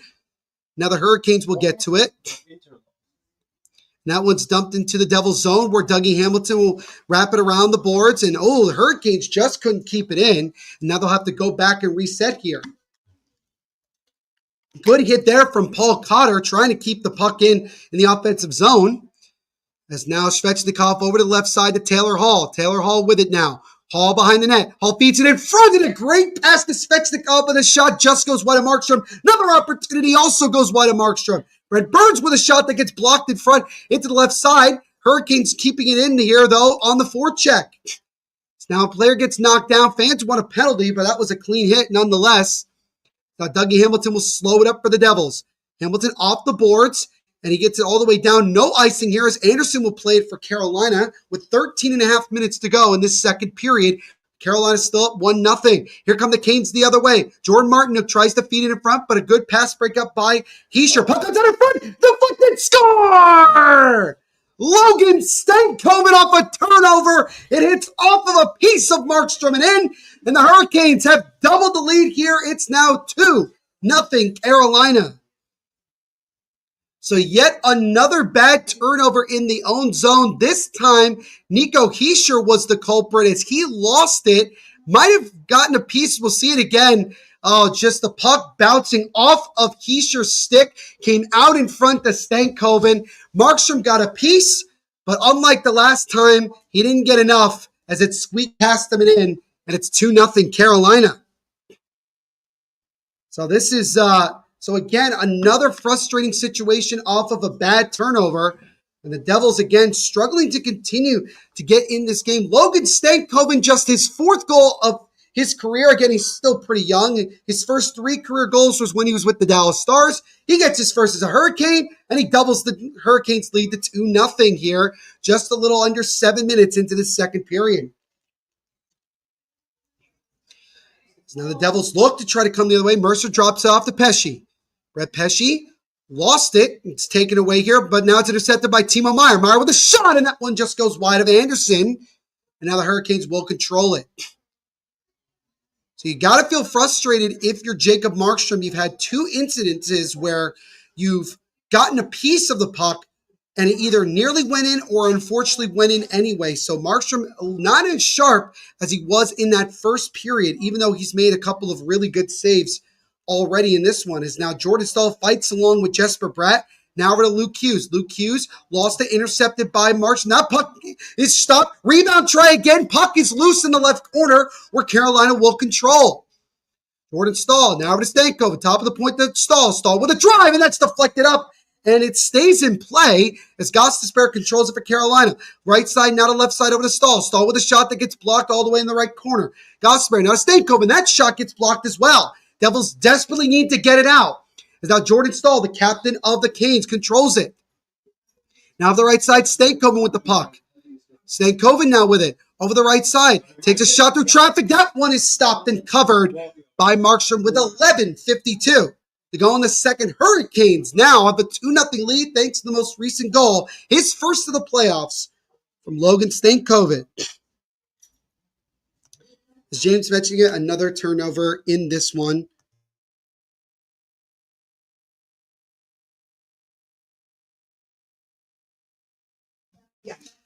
So again, in case I mentioned it before, but I do have some family over. As again, it is Easter Sunday. So again, happy Easter Sunday to everybody who is celebrating it here today. And thank you to everybody for hanging out with me here in this one. Again, Hurricanes just grabbed the 2-0 lead in this one. Also, there's my dad who's sitting for whatever reason right here. Yeah, you've been on screen. You've been on screen this entire time, which is great. Connor's saying, I'm calling it here. Canes are scary good, ruthless, efficient, precise. Yeah, I mean, they've followed their game plan to a T. They've come out and played really well and have really overwhelmed the Devils in many ways. And just little mistakes have cost the Devils both goals. Well, maybe not the first goal. I mean, it was just a good shot from the point through traffic. So that's not really a mistake. That second goal, though, you got to have, you can't lose it if you're Nico Hischier. And you got to make that save if you're Markstrom. He should have had it, and it squeaked past him and in. And that could very well at times be the difference maker in this one for sure.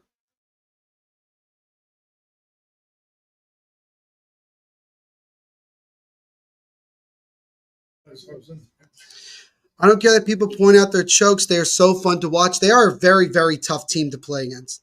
Devils don't have puck more or puck possession to get any chances against the Hurricanes. Their goalie hasn't even been tested. That's a fair point. I mean, they really haven't been able to create a ton in front of Freddie Anderson because, again, the Hurricanes' defensive system is very tough to get through. Devils, though, can't use it as an excuse. They got to find a way to get through it and create some opportunities here.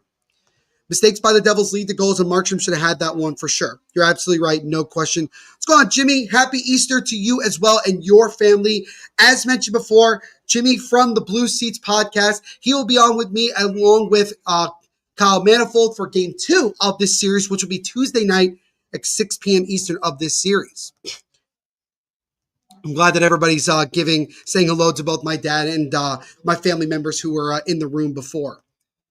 So now we get a stoppage at play as a Devils player is down on his knees. We'll see here in just a moment. Looks like it might be, is it Brendan Dillon? Oh, no, yeah, it is Brendan Dillon. He is right now covering his face. I have to see again. I'm not sure exactly what happened. As we'll see again here, I think Carrier might have, as he was falling down, I think he might have gotten a stick to the face. We'll see again here what happened. As Dillon, okay. So I think Dillon lost the skate blade. Can't really exactly see what happened. It's kind of weird. Hopefully he's not too hurt. I mean, the Devils can't afford to be losing anybody at this point. But Dillon was struggling to get up there. I can't tell if it's a skate blade or if he's actually hurt. but he is slow to get up. He is still down on the ice right now. But yeah, I mean, this continues to go from bad to worse if you're New Jersey. I mean, you're down 2-0. You've really struggled since the opening frame, and then Brendan Dillon, one of your top defensemen, is right now slow to get up. It's definitely not a skate blade issue, as he's being helped by one Devils trainer now. Oh, geez, he can't even put any weight on it. Yeah, that's not good if you're New Jersey, as you're losing one of your more physical defensemen to being hurt. And we'll see. I mean, we'll see if he can come back. I mean, but that's tough.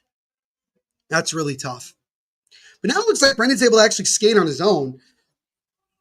So we'll see. He's definitely grimacing for sure. So we'll see. We'll see what happens. We'll see if he does return to this game. But the bench for the Devils gets a little bit more open now with Brendan Dillon coming out. Everybody on the Devils bench kind of looking up to see what happened specifically. Kind of fell awkwardly there. May have twisted something. Not really entirely sure exactly what happened there. But looks like the Devils, at least for now, are going to be down to 5 defensemen moving forward. And, I mentioned about, Seamus Casey and Shimon Nemec, not getting any time here in the playoffs. Brendan Dillon is out for any period of time. You will see one of those guys in game number 2 because you just need a body. Or Dustin Chowalski, who the Devils got at the deadline as well. So the Devils with the puck in the offensive zone. Cotter, left corner now to Daniel Sprong. Sprong now to Glass. Glass turnaround shot gets blocked. Puck is loose there. Both teams whacking at it. But now Carolina will control it. Might be a 3-on-2 the other way if they hurry. Now feed it over to Taylor Hall. One-time shot is fought off by Markstrom. Taylor Hall with a really good chance there, but Markstrom stops him. Intercepted again by Carolina. That pass gets broken up. And now the Devils look to try to come the other way. Cotter now over to Luke Hughes. Drops it off to Sprong with a shot that gets deflected into the left corner. Just how underrated is Andrei Svechnikov? He's a very, very underrated player. When he gets going, he is absolutely tremendous. He is a dominant, he's a dominant goal scorer for sure. My good buddy RJ, who usually gives us great updates, especially through different types of games, especially in hockey, is with us. RJ, happy Easter, my friend. Hope you are having a fantastic day. Not many updates to really give us in this one. Considering that this is the only game right now going on. But there will be other games in the Stanley Cup playoffs going on later on tonight. Shots now 28-8 in favor of Carolina. They are now up 2-0. It just doesn't seem like the Devils figured out anything so far here in this second period. They have continued to get dominated and outplayed in every facet on this one. And again, Jacob Markstrom doing just about everything he can to try to keep the Devils here in this game to give them a chance. Dougie Hamilton will dump it into the left side. Now they'll keep it in here. Devils trying to create something. Backhanded pass goes into the right corner. Jacob Slavin will control it easily for Carolina. Makes a long feed over to Stankoven, who has the most recent goal for Carolina, as now the Hurricanes into the offensive zone. Jordan Stahl, he loses the puck, and now Nico Hischier comes the other way for New Jersey. Hischier now with it. He tries to make a pass, gets broken up. Hischier fighting along here with Jacob Slavin, and Slavin is able to calmly get it out of the zone. Luke Hughes at center ice will dump it back in as both teams make a change with 9.5 minutes to go in this second period. Stefan Nason now with a little bit of forechecking here. Puck goes into the left corner. Brent Burns and Dawson Mercer right there fighting for it. That puck comes over to the right side, but Jacob Slavin will get to it, make a long feed, or it gets broken up by Dougie Hamilton. Backhanded into the Carolina zone. Dawson Mercer still with it. Puck is still bouncing around. Finally, Carolina is able to get it out. Again, the Devils are able to keep it in the offensive zone, but now here comes Carolina the other way. Jacob Slavin. Slavin now with it. Tries to feed it in front, gets broken up. Puck comes out in front. Chatfield dumps it around, keeps it in the zone. Sebastian Aho gets it over now with a shot by Jarvis that gets blocked into the left side. Daniel Sprong without a stick. He can't do much with it, as he'll have to skate the bench to get to a new one. Here comes Blake, though, for Carolina. Blake now over, gets it with a shot, and that one is stopped, and that one gets deflected up and thrown out of play, and that's going to be a delay of game against Dawson Mercer. So Markstrom makes the save. He looked back because he wasn't sure where it was. Mercer in just in a panic, just decides to clear it, but he clearly just throws it out of play. It'll be a delay of game penalty. 8:33 to go in this second period. Hurricanes up 2, looking for more as they'll go to their third power play of the night. RJ with, just doing his job, as he always does. Again, Senators, Maple Leafs, game 1, 7 p.m. tonight. And again, our good buddy Grant will be live right here on the THPN YouTube channel for that game. This is the first of 2 live watch-alongs that we are doing here tonight. And then the late one, Wild Golden Knights, 10 p.m. Eastern, with game 1 being in Vegas. Also, if you happen to be, a wrestling fan, WrestleMania 41, day number 2 of WrestleMania 41, 7 o'clock tonight, you have Cody Rhodes against John Cena for the WWE Championship. That should be a lot of fun. A lot of fun. Be really interesting to see how that all goes down. James Benson saying, this is rougher than I expected.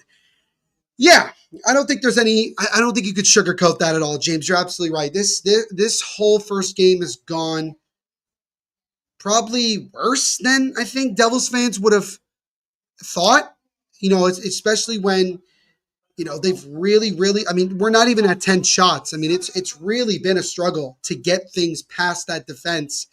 And then just mistakes that result in penalties or a mistake that results in the second goal, and that's the thing. And, right now this is a big moment in the game because Devils now down 2-0, could go down 3 if they're not careful here. They got to kill off this penalty. It's a 2-minute delay game on Dawson Mercer. So if the Devils got to find something here. There's got to be something here to kind of turn the momentum. Otherwise, this game could get out of hand very, very quickly. Other than Jacob Markstrom giving up that second goal where it kind of went off of his, it went off him and in where he really should have stopped it. I think overall, Jacob Markstrom has played really well in net. And again, just doing as much as he possibly can to keep the Devils in this one. But it's hard. He can't score, right? He can't score. And he's got, all he can do is try to keep the puck out. As now the Hurricanes set up for their third power play of the night. Over the left side now tries to feed it in front, gets broken up. And Nico Hischier will carry it out of the zone here, shorthanded. He's still with the puck. Still has it, but it's finally taken away here by Svechnikov. Svechnikov comes the other way for Carolina, looks to set up. Svechnikov gets the top of the point now to Gostisbehere. Gostisbehere left side now to Aho. Now to Jarvis, back to Aho. Aho behind the net. Sebastian Aho gets it top of the point now to Gostisbehere. Gostisbehere with it. He waits. Drive by Jarvis. That one goes wide. It might have gotten a piece Markstrom, but it goes all the way out of the zone, and the Hurricanes will reset with 1:18 to go on the man advantage here. So Jarvis slows it up and takes it into the zone. Jarvis gets it top of the point now on the right side to Gostisbehere. Now to Aho. Sebastian Aho now to Gostisbehere, top of the point. Gostisbehere over to Jarvis. Jarvis left faceoff dot. Jarvis now with it, gets it, and skates at the top of the point. Now over to Robinson. Robinson backhands it into the right corner where Svechnikov and Dumoulin fight for it. Brett Pesce tries to clear it out. He cannot. Both teams fighting for it. And now Jesper Bratt is able to calmly dump it out of the zone with 45 seconds to go. The Canes power play here as the Canes look to try to prevent themselves from going 0 for 3 on the man advantage here in this one. Jarvis with a long feed that gets broken up, and Kovacevic again will clear it out with 30 seconds to go. Why are none of these games on ESPN Plus do they want low ratings? I don't know why they are not. You would think that they would be, as now Stankoven with a shot and he scores! Logan Stankoven with his second goal of the night. Top shelf over the shoulder of Markstrom. And the Hurricanes have opened it up. It's now 3-0. Carolina with 6:52 to go in the second period. Just an absolute howitzer of a shot from number 22 of Carolina. He's able to rifle it. Just nobody on that right side at all. And Markstrom, he tried to get in good position, but Stankoven with just a better shot.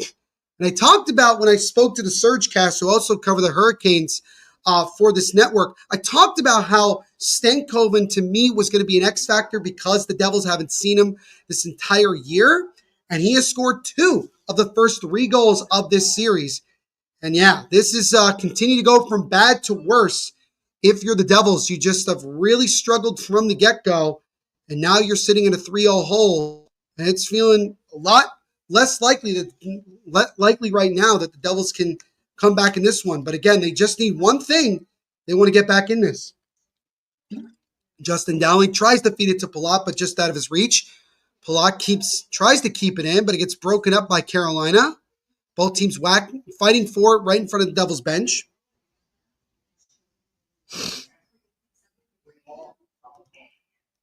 Devils have not shown up in this game at all. Do they know it's damn playoff game?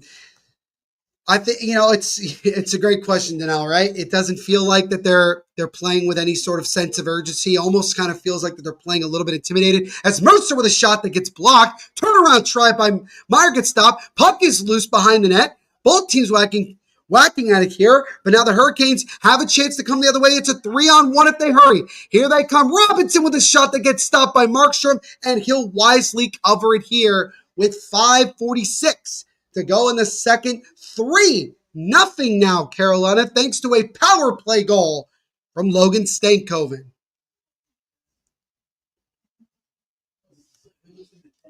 So, yeah, I mean, right now it just looks like that the Devils are continuing to play the way that they were playing before the playoffs, where they're really kind of they're not really doing a whole lot. They look like that they are just 2 or 3 steps behind Carolina. It's been a struggle. And the Hurricanes are playing exactly the way that I think you expect. I think so far through less than 2 periods of game 1 of this series, it's going the way that I think people expected it to, where the Devils were going to struggle to score and struggle to gain a lot of momentum, especially without Jack Hughes in the lineup. And the Hurricanes are just finding openings here and taking advantage of it. And yeah, it's from the Devils' perspective, it's frustrating because you want to see, you want to see them find a way to, get back in this game. And look, I mean, obviously it's not over by any stretch of the imagination, but certainly in a playoff game when you're down 3-0 like this, at this point in the game, it looks a lot more bleak. And I think if you're Sheldon Keefe, right, I think you got to find a way to motivate this team. I think you got to rip into them, do something, right? Because it feels like that there is not one thing positive that you can say. Even though, yes, Jacob Markstrom has done a lot, made a lot of really good saves, and kept it 1-0 for the longest time. He did make that mistake on the second goal. Don't know if you want to fully put blame on him for that third goal. I mean, he did kind of come out a little too far to his left side and left an opening there. But yeah, I mean, it's frustrating to see, them not really being able to generate a whole lot here, in this first game. You would have liked to see them maybe come out and show a little bit more sense of urgency, a little bit more, I guess, fight really is the word I would use. But again, still a lot of hockey left to play in this one, and we'll see if anything can change for New Jersey. As now the Hurricanes will control here. Walker with a shot that gets blocked. Shots were 17-5 in the first, and the shots are 14-4, or now 15-4 in the second. The Devils still don't even have 10 shots on goal. They have really, really struggled to generate much of anything offensively, and have left a lot of openings defensively. I do agree. That was a great shot by Logan Stankoven there. I mean, it was a fast, precise shot, and he's off to a fast start here in his first playoff year with the Hurricanes. Remember, he was acquired in the Mikko Rantanen deal at the trade deadline, and has fit in very well in Carolina so far. As a drive there is stopped. Puck is loose. Devils trying to get to it, and the puck bounces out, but they can't control it. As Pesce was the one who took that shot that came out in front. Now the fourth line on for the Devils right now, trying to get something going, but Jacob Slavin is able to calmly, as he does, get it out of the zone. Yeah. Like 5 minutes. Luke Hughes now with the puck. Now it's center ice. Gets around and he gets into the offensive zone. Luke Hughes in the right corner. Feeds it in front just out of the reach of Paul Cotter. And now the Hurricanes may come the other way. They may have some options. Here comes Martinook with a shot, and that one is stopped and covered by Jacob Markstrom with 4:47 to go in this second period.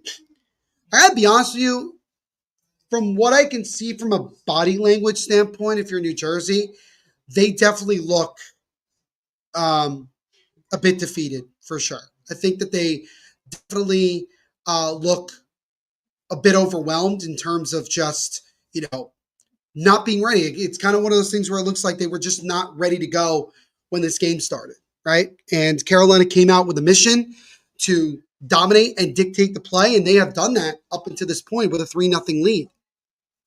And you got to give them a lot of credit for that because they play so well to their system. Taylor Hall now over to Gostisbehere, gets over his teammate with a shot. That one is stopped off a shot from Walker.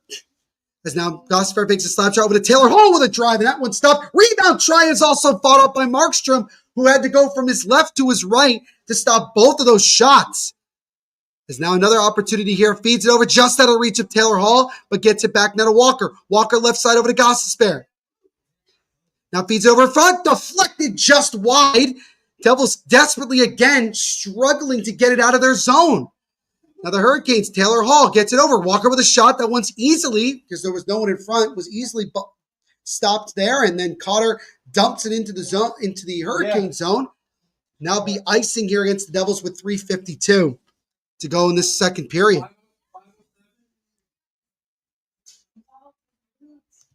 Devils are playing like how they were playing towards the end of the regular season. The Hurricanes haven't been playing well either. Yeah, exactly. I mean, they showed it before. The Devils were 4-4-0 in their last 8 games going into the playoffs, while the Hurricanes were 1-6-1. So neither one of these teams was coming in playing all that good. But certainly the Hurricanes have turned it up in terms of their play, up 3-0 here and really just dominating this game.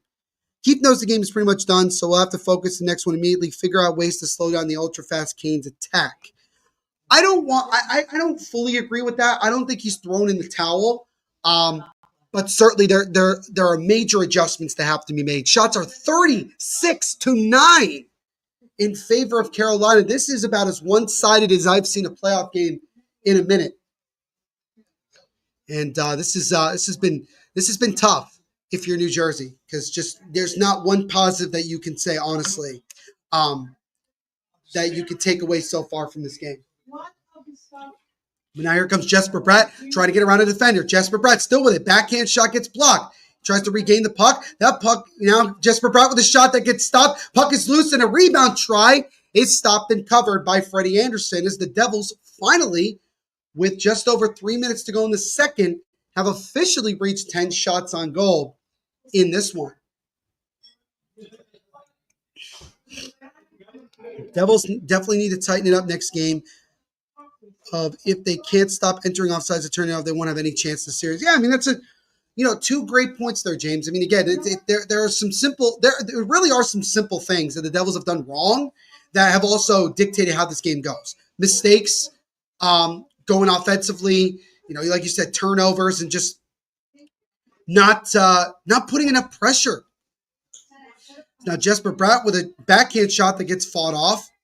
Puck now in the left corner. Jesper Bratt gets to it. Turnaround shot there gets stopped. Now Nason behind the net tries to throw it. Drive there by Kovacevic that gets blocked as well. And then the Hurricanes get it out of the zone.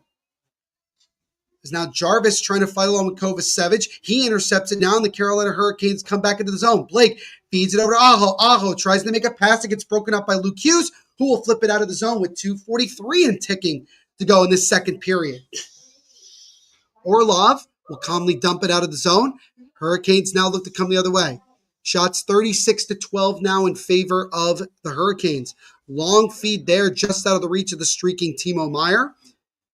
Roslovic comes into the zone. Roslovic toe drag shot that goes wide of Markstrom. Now the Devils look to try to come the other way. Dawson Mercer now with it. Mercer, he'll flip it into the right corner where Chatfield will get it to there first for Carolina. So Roslovic over to Carrier, and Carrier dumps it into the right corner. Ryan Dumoulin controls it for New Jersey, intercepted by Carrier. Puck in the right corner now. Carolina controls it. Walker over the left side to Gostisbehere. Gostisbehere with a shot that doesn't get all the way in net. Turnaround shot there is fought off by Markstrom with 1:50 to go in this second period. Mercer with the puck now. He's being fight along here. Timo Meier will get to it. He'll flip it out to center ice. Devils can't make a full change just yet. Now the Hurricanes dump it in back into the Devils zone. And Dumoulin will stop it here, and it looks like we have a stoppage in play. And I think both teams are getting a guy going to the box here. I gotta say, Svechnikov is down on his knees. Gots to spare definitely going to the box for Carolina. He's pissed. But I think someone for the Devils is going, right? It looked like, because the ref went like this. Yeah, okay, so Timo Meier is in the box. So I think we're going to skate 4 seconds. Let's see what happened here. So Timo hits, okay, so a couple of, like, just cross-checks by both guys. And, okay, I guess I kind of see it. So we will skate 4 side for the next 2 minutes or, the rest of this second period and a little bit of the third. Gostisbehere is wondering how he's getting a call on that one, but nonetheless, it is offsetting minors on both teams. Minute 35 to go in the second period. 3-0 now, Carolina. Jalen Chatfield with the first goal back in the first period, and then Logan Stankoven with 2 goals in this period here. That's made it 3-0. Face-off right in front of the Hurricanes bench here. Again, both teams now skating 4 side. Face-off won by the Devils. They'll control is Kovacevic. Kovacevic being hounded by Seth Jarvis. Now Lecuse loses the puck. Puck is loose now. Jarvis gets around Pesce, and Jarvis will control it now to Burns. Brent Burns over the right side to Aho. Aho walks in, takes a shot, and that one is gloved and covered by Jacob Markstrom with 1:18 to go in this second period.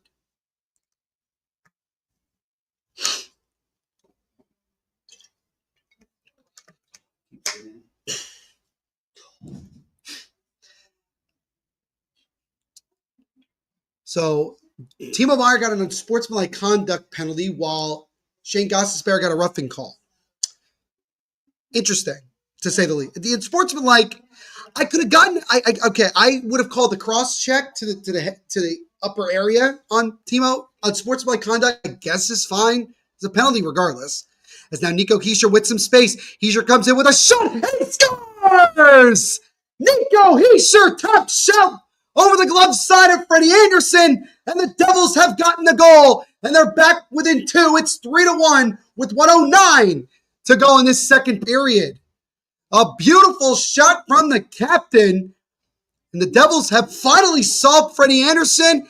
Nico with some space, and he goes top shelf where Mama hides the cookies to get the Devils' first goal of the playoffs. Beautiful wrist shot from the Swiss-born captain of the New Jersey Devils. So let's see if that gets the Devils some life here in this one, as Hischier, obviously, as he always is, showing his frustration, but they got one back.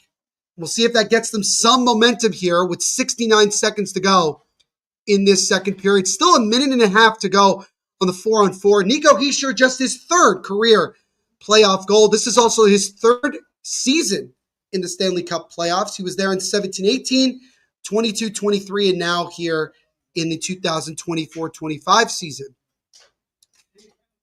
Hurricanes trying to control it here, but they lose it in their own zone. Paul Cotter fighting along here. It's now Walker fighting along with Dawson Mercer. Mercer trying to get to it with Orlov. Hurricanes with a little bit of trouble here, but now they look to come the other way, and they almost had a 3-on-1 the other way, but have to go back and retreat with 30 seconds to go in this second period. Dmitry Orlov up the center of the ice. And he's offsides as Svechnikov can't play. Svechnikov is pissed on that call. Pissed. James says, finally. Danelle says, finally the Devils score a damn goal. Great shot, but Anderson should have really saved that. I don't know, Connor. That was a really good shot from Hischier. That was about as top shelf as it could be. I think you just got to give Hischier credit there. I understand where he was when he shot it, but I think that was a lot tougher than you think. Jesper Brett and Brett Pesce with the assists on that Nico Hischier goal. Now the Hurricanes control here. 15 seconds to go in the period. Seth Jarvis will backhand it into his own zone here with 10 seconds to go. Orlov with the puck. Orlov makes a bad pass that goes back into the Hurricane zone, and they will just let the rest of the clock run down, and that'll do it for the second period of play. So the Hurricanes get 2 goals in that period, both courtesy of Logan Stankoven. But just moments ago, Nico Hischier finally gets the Devils on the board and cuts the deficit to 2 And so we have a 3-1 Hurricanes lead after 40 minutes of play. So the Devils, in terms of being down, they're only down by one more goal than they were in the first period. But nonetheless, for as tough of a game as it's been for the Devils, at least they've found a way to score. Now we'll see if they can get any sort of momentum here moving forward to try to get that much closer back into this one. So as always, let me know what you guys thought of that second period and how you think this game is going so far. Also, let me know what you guys think both teams need to do in this final 20 minutes to come away with the victory, which illustrates what you said earlier. Goaltending is Carolina's main Achilles heel, and that's, again, Connor, if the Devils can find a way to score, create some openings and score on Freddie Anderson, they're going to be able to stay with Carolina. And they finally found it here, and we'll see if they can make a big push in this final 20 minutes. So I think we're in for a good one, ladies and gentlemen. But we will step aside again to get another quick word from our sponsors.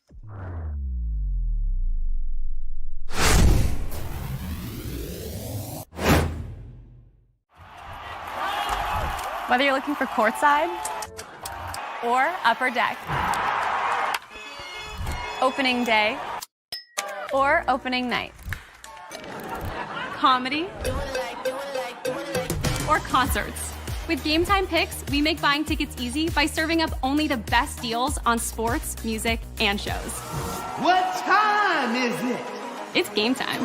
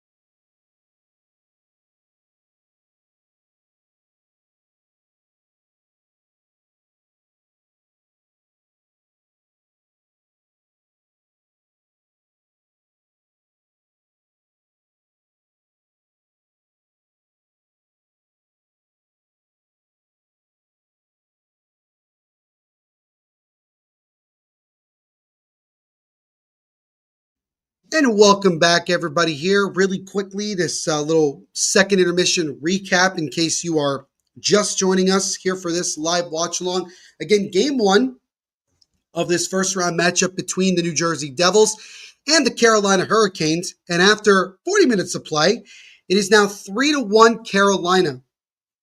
Logan Staykoven with both goals, including a power play goal in that second period for Carolina. And then Nico Hischier, with just a little over a minute left to go in the period, got the Devils finally on the score sheet. And that is the difference in this one. Shots on goal, 38-13 in favor of Carolina after 40.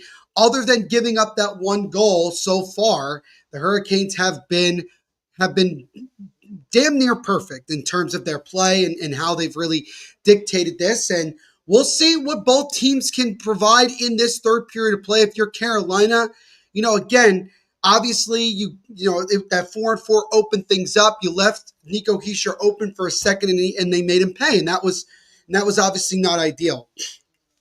But if you're the New Jersey Devils, shoot, where do you start, right? You gotta cut down on the turnovers. You gotta stay disciplined and stay out of the box. Hopefully, you're able to get another opportunity or two on the power play to maybe get back in this one. You can't really get on Jacob Markstrom too much. That second goal, the first one that Stankoven scored, I think you definitely know that he would like to have that one back. The third goal, again, it was frustrating, especially because it was on the power play and your penalty kill has been good. And if you think about it, if the Devils hadn't given up that third goal, it'd be 2-1 going in. And granted, I understand that a 2-goal lead going into the third is not an insurmountable one, but with the way this game has gone and the chances are so few and far between for the Devils, a 2-goal lead seems a lot more difficult to climb out of. But again, it is the Stanley Cup playoffs and it is hockey. And as I always say, hockey is a magical, unpredictable sport, and you don't know what could happen. So we will see what happens here going into this third period of play. Again, obviously, whoever gets this win gets the 1-0 series lead. And another quick reminder to everybody, this is the first of 2 live watch-alongs that we are doing tonight here on this channel. My good buddy Grant will be on in a little under 2 hours from now, 7 p.m. Eastern Standard Time, as he will do game 1 between the Ottawa Senators and the Toronto Maple Leafs in their first round matchup. We won't be doing the third game, but there is a third game 1 tonight at 10 p.m. Eastern, Minnesota Wild in Vegas against the Golden Knights. EG Pro with a comment, honest opinion, who would win a playoff series between the Canucks and Ducks right now? Good question. I would lean, it's actually tougher than I realized. Because obviously the Ducks do have some good goaltending with Lucas Dostal and even John Gibson to an extent. But I would probably go with the Canucks I'd give it 6 games. I think that would be my prediction for that. So, let me know what you guys think. But here we go, as we are just about ready to get underway in this third period. Again, Nico Hischier with the lone goal so far for the Devils. Hurricanes in the regular season had the third best team at home winning percentage at .768. That was a points percentage. They were 31-9-1 at home. So they have really made the Lenovo Center a really, really hard place to play. And particularly for the Devils over the years in the playoffs, playing in Carolina has constantly been a nightmare. And as I've said before, the only way that the Devils are going to find a way to win this series and upset Carolina is if they have to find a way to win a game in Carolina. Will it be tonight? Will it be later in the series? We don't know. We'll see what happens, but let's see what this third period has in store. Again, 3-1 Hurricanes going into this at least final 20 minutes of action here. We'll skate aside for a couple of seconds here. Not too long, though. I think it's less that. Devils 38 shots allowed, most allowed in a regular season play, in a regular playoff game, 46, which was game 4 at Carolina in the 2009 Eastern Conference quarterfinals. So, again, Carolina has certainly had the Devils number in the postseason here. As Jordan Stahl comes in for Carolina, again, still 4 4-on-4 here for 3 seconds, 2-1. So we are now back to even strength at 5 aside. Now Dougie Hamilton comes up the center of the ice, and he'll backtrack and pass it back to Brian Dumoulin. Again, one thing to also keep in mind, Brendan Dillon was slow to get up back in that second period, and it looks like he has not returned to the Devils bench since. So the Devils, again, will be skating the rest of the way in this one with only 5 defensemen. Luke Hughes comes in, loses the puck here, regains it, will backhand it around, where Seth Jarvis will calm it down. And now Dmitry Orlov makes a long feed just out of the reach of Aho. And that puck goes all the way back into the Hurricane zone. That was nearly a long, good stretch pass that could have set Aho on maybe a breakaway. Now Brett Pesce will go back, and no icing. Pesce was expecting it, and the ref quickly just denies the icing there. But cooler heads prevail as Cotter will slow it up for New Jersey. It's now Luke Hughes with it. Luke Hughes with a pass up the center of the ice, and that gets broken up. And now the Hurricanes look to come the other way. Toe drag there by Taylor Hall, but that gets broken up. It's now Kotkaniemi with it. Kotkaniemi still, he'll wrap it around the boards. Now to Svechnikov. Svechnikov feeds it over to Taylor Hall. Taylor Hall waits. Can't try. That one is stopped by Markstrom. Kotkaniemi controls it now for a second, but now Paul Cotter takes it the other way for New Jersey. As Cotter will dump it in, as both teams will make a change. Cotter gets it to Stefan Nason. Nason played the last couple of seasons in Carolina before coming over to New Jersey. This is the second time that Nason's been with the Devils. He was back as far back as 17-18 with the team from New Jersey. Now Hischier with it. He takes a shot that gets blocked and up and out of play with 17:47 to go in this third period. If you're the Devils, if you could find a way in the next couple of minutes to get that second goal and cut the deficit to 1, you really put all that pressure back on Carolina, because they were up 3-0, and then you cut it down to 1, and all of a sudden it's a brand new hockey game.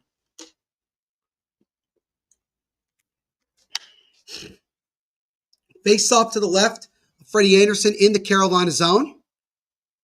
The face-off won there by the Devils. Dougie Hamilton with a shot that just goes high of Freddie Anderson. Luke Hughes keeps it in for New Jersey. Is now Palat with the puck. He controls it. Andre Palat now to Luke Hughes.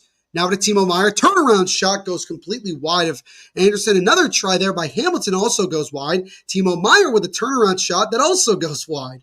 Now Hischier with a turnaround shot. That one stopped right point blank by Anderson there. Nico Hischier already looking for his second goal of this game.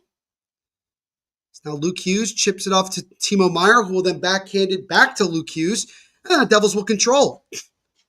Luke Hughes up the center of the ice, gets around a defender. Luke, nice feed over to Bastian. Bastian now deflected, shot by Hughes, is stopped by Anderson. Devils fourth line on right now. Now that guy gets knocked down for the Devils. No penalty as the ref says play on. He immediately waves his hands like this. Now it's dumped into the right corner of the New Jersey zone. Just over 3 minutes into this third period. Carrier tried to feed it in front, but lost the puck before it got there. Shots 39-14 now for Carolina. As that shot by Chatfield goes wide of the net. Orlov keeps it in for Carolina. It goes around the boards all the way to the other side where Chatfield will get to it. Now to Carrier. Carrier loses the puck. Pesce and Chatfield fighting for a puck, comes out in front, but nobody was there for Carolina. And now Bastian has it for New Jersey, and he'll dump it into the right corner in the Carolina zone, where Dmitry Orlov will get there first. Now Chatfield being hounded a bit by Dawson Mercer. Devils third line out right now for them. On a good play here is now Luke Hughes with a backhand try that's fought off easily by Anderson, but Luke Hughes keeps it in. Shot there by Dougie Hamilton, gets blocked. Turnaround shot comes out in front, and Anderson is able to cover it. So the Devils with a little bit more of the better action here in the early goings of this third period as they look to try to get back to within 1 here as they're still trailing 3-1. Good shot there just moments ago from Nico Hischier, again looking for his second of the night. He had a goal at the 1850 mark of the second period. Face-off won cleanly in their own zone by Carolina. They'll dump it out. Puck comes out to center ice. Canes get to it, and they'll dump it back where Markstrom will play it for the Devils. Luke Hughes now backhands it over to Dougie Hamilton. Hamilton with a long stretch feed that misses Holla, and that'll be an icing here against the Devils. That's another thing I've noticed a lot of icing calls here as the Devils trying a lot of stretch passes, but they are not connecting. And as a result, they're forced to take a lot more unnecessary faceoffs in their own zone. Which you could definitely say for the first goal that Chatfield scored, icing eventually resulted in that first goal. Turnaround shot by Kotkaniemi is easily gloved by Markstrom here with 15:33 to go in this third period. Dougie Hamilton, again, this is just his second game back after he was out for over a month and change with a lower body injury. His first game back was in the regular season finale, at home against the Detroit Red Wings this past Wednesday. It's now Jesper Bratt fighting along now with Brent Burns in the Carolina zone, but now Svechnikov takes it the other way for the Canes. Here comes Svechnikov over to Slavin. Jacob Slavin backhanded wide of the goal mouth of Markstrom. Jesper Bratt almost was able to go the other way, but the pass was too hot to handle. Now Taylor Hall over to Brent Burns. And Burns will slow it up here. Just about 5 minutes into this third period, Canes still with a 3-1 lead. Kotkaniemi will backhand it into the left corner where Taylor Hall will get there first for the Canes. And that pass is able to stay in. That shot there gets blocked. Canes with it still. Kotkaniemi over to Taylor Hall. Hall tried to get around a defender but lost it. Regained the puck, but now Nason is able to intercept it for the Devils, and here they look to come the other way. Paul Cotter, he'll flip it into the left corner where Anderson will play it to the right side for Carolina.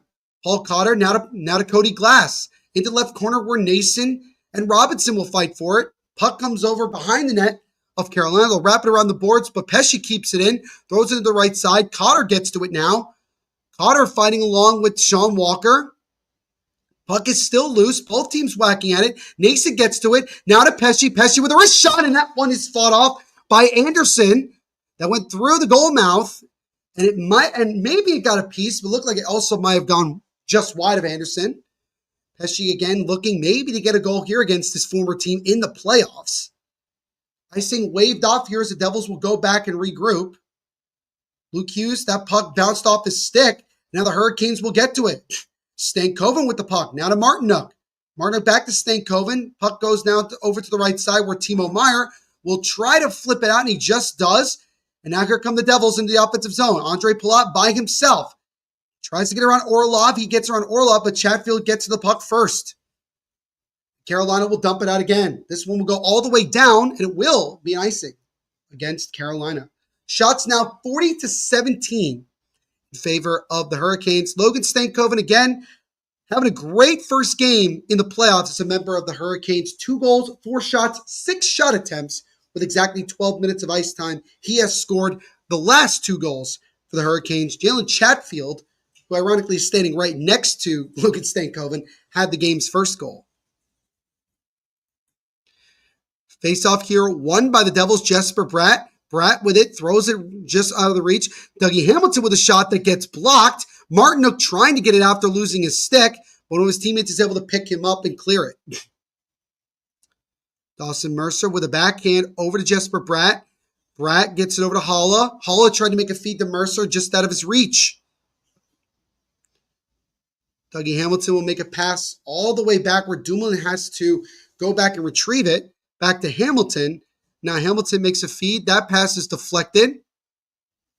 Holla now with it. Dougie Hamilton. That pass to Bratt is intercepted now by Slavin. Slavin up the left side. Slavin now tried to feed it over to Jarvis, but it was but the pass was too hot to handle. Hurricanes dump it back into the New Jersey zone with 12.5 minutes to go in this third period. Aho with the puck in the right corner. Nate Bastian fighting along with him, and Bastian will backhand it out of the zone. Bastian intercepts it right at the Canes bench for a moment. Both teams losing it a little bit, and that pass out of the reach of Carolina goes all the way down. And we'll have another icing here with 12:15 to go in the third period. Carolina still with the 3-1 lead here in game 1 of this Eastern Conference quarterfinal matchup here in the Stanley Cup playoffs.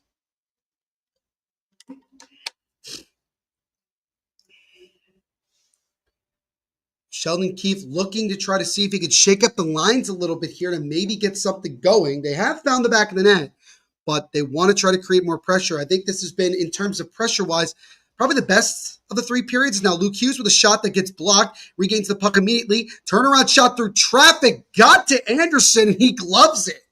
Impressive save there, despite all that traffic in front. And we get our first stoppage of the period, 12:08 to go in the third. Still 3-1 Carolina here in game 1. So this is obviously, again, if you're the Hurricanes, you want to lock it down, right? You've played a really good game up until this point. Yeah, you did give up that 1 goal, but nonetheless, you have really played well in this one. You have frustrated the Devils. You have not given them much to shoot on and made it fairly easy for Freddie Anderson to stop pucks. And, you've taken advantage of mistakes that the Devils have made. And you don't want to allow the Devils to find a bounce here or there and get back in this game. You want to lock it down. Maybe you find a way to get a goal and make it 4-1. Whatever the case may be, you don't want to give the Devils any sort of life and belief that they can get back in. And if you're the Devils, again, as I said just before they went to commercial break, let's put it this way. In terms of pressure-wise, this has been the best of the 3 periods for the Devils. While they haven't put as much as anybody would like to see them put on, they certainly have created some chances. But again, the game's not over. It feels like it's over considering how bad the Devils have played throughout the majority of this game. But if the Devils can find a way to score here fairly soon and make it 3-2, all of a sudden the game changes. All of a sudden the Devils have the momentum and the Hurricanes are a little bit more worried. Like, this isn't going to be, a blowout as we thought it was going to be. So it's just a matter for the Devils of just trying to create traffic in front of Anderson and trying to just get a lot more shots on if they can. And that's kind of been the thing in this one. So we'll see. That last shot that Luke Hughes took, that was through, I think, like 3 or 4 Devils. There was 3 Devils standing in front, and Anderson was still able to make the save, which was still impressive regardless. So the face-off here will be to the left of Freddie Anderson in the Carolina zone. Again, 12:08 to go in this third period.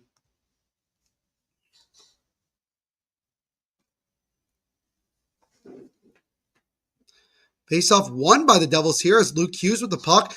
As he takes a shot that gets blocked and the puck comes behind the net. Both teams fighting for it behind that net. Puck comes out in front. Puck was loose for a second, but Anderson wisely covers it here. And Cotter and Nason having a little bit of pleasantries with shakeouts to spare in front of Anderson. With 11:57 to go in the third. Paul Cotter, one of the new Devils, he came over in a trade with the Vegas Golden Knights. The Devils sent Alexander Holtz and Akira Schmid. Schmid was a playoff hero for the Devils 2 years ago in that 7-game series in the first round of the playoffs against the Rangers. He's now a member of the Golden Knights. Is now Dougie Hamilton with it. Just out of the reach, that pass was to Luke Hughes, but he gets around a defender, almost got around another defender, and now the Hurricanes look to come the other way as Svechnikov has a step. He's going one-on-one against Dougie Hamilton, waits, feeds it over to Kotkaniemi, shot, and that one gets blocked. Another opportunity there also gets blocked as Markstrom was way out of his net. Luke Hughes is in the crease, slow to get up. He is hobbling right now, holding one arm. That shot there by Markstrom is stopped, and Luke Hughes has to desperately get off the ice here as he is slow to get up. And the ref blows the whistle. So we got to see again here as, another Devils player is down. As Luke Hughes is hobbled over on the Devils bench, and Cody Glass is now holding his right leg. It looks like Luke is dealing with a shoulder. What is happening? As Luke is quickly skating to the Devils bench, and Cody Glass will meet him as he can barely put any weight on that. So, in case you're just joining us, Brendan Dillon, Luke Hughes, and now Cody Glass have all left the game with injuries. I'm kind of at a loss for words in terms of that. I have to see it again. I don't know what happened with Luke. I think he blocked a shot, maybe? I have to see it again. And I really don't know what happened with Cody Glass.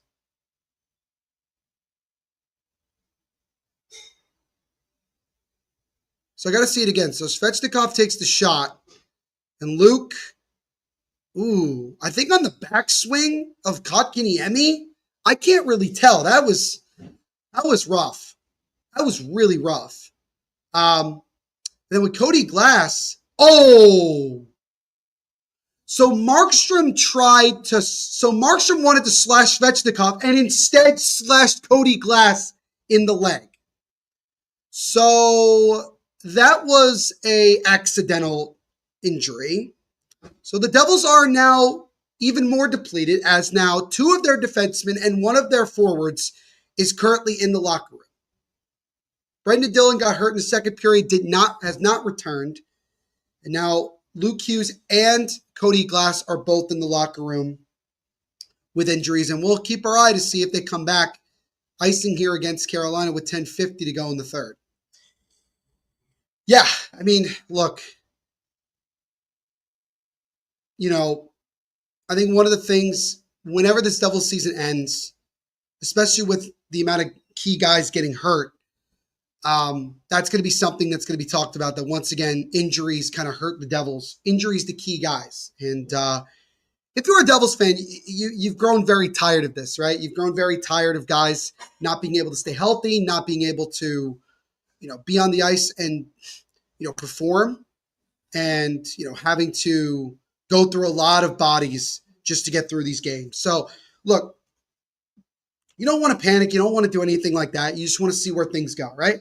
And I'm sure Sheldon Keefe he may have something. Because now Brett comes in. Brett with a shot that goes wide of Anderson and goes all the way back down into the Devil's zone, where Brett Pesce will go back and regroup.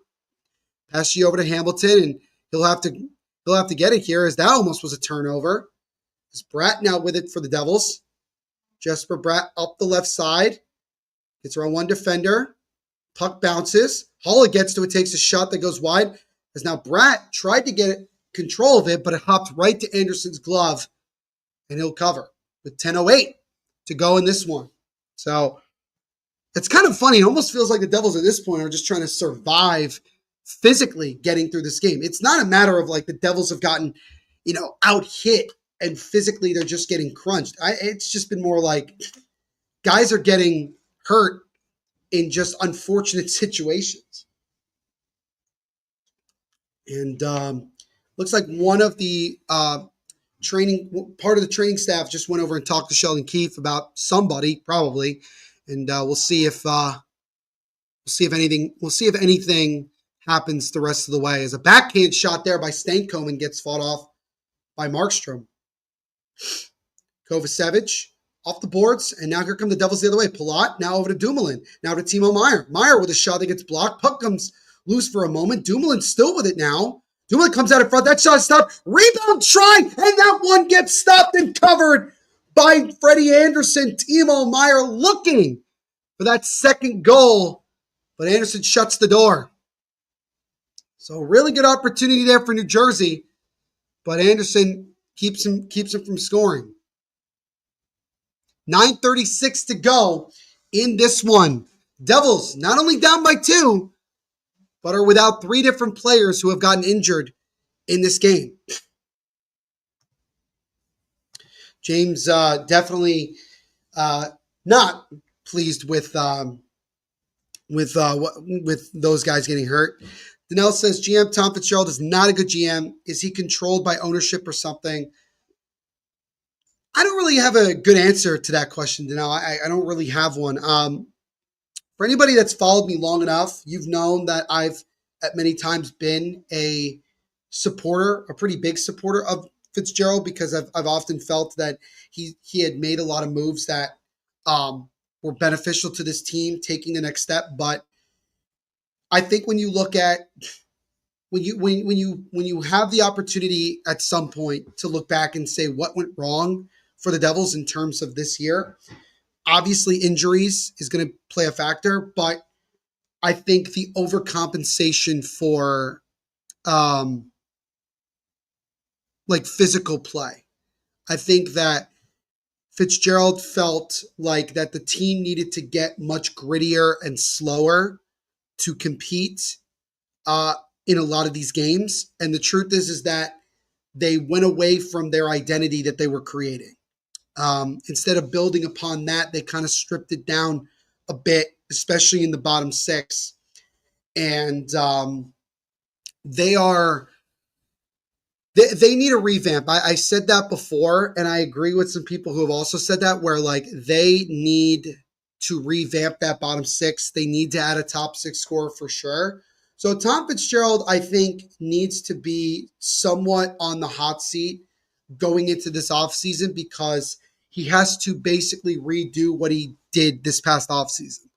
But right now, obviously, you can't think about that. I mean, it's easy to considering how things are going. But, you know, right now, all we can do is just see how things go and see what happens when, you know, until whenever the season comes to an end. 9:23 to go in the third. Nason fighting along in the right corner as now Dowling gets to it. Turnaround shot gets blocked. Cotter now with the puck on the right side. Paul Cotter fighting along here.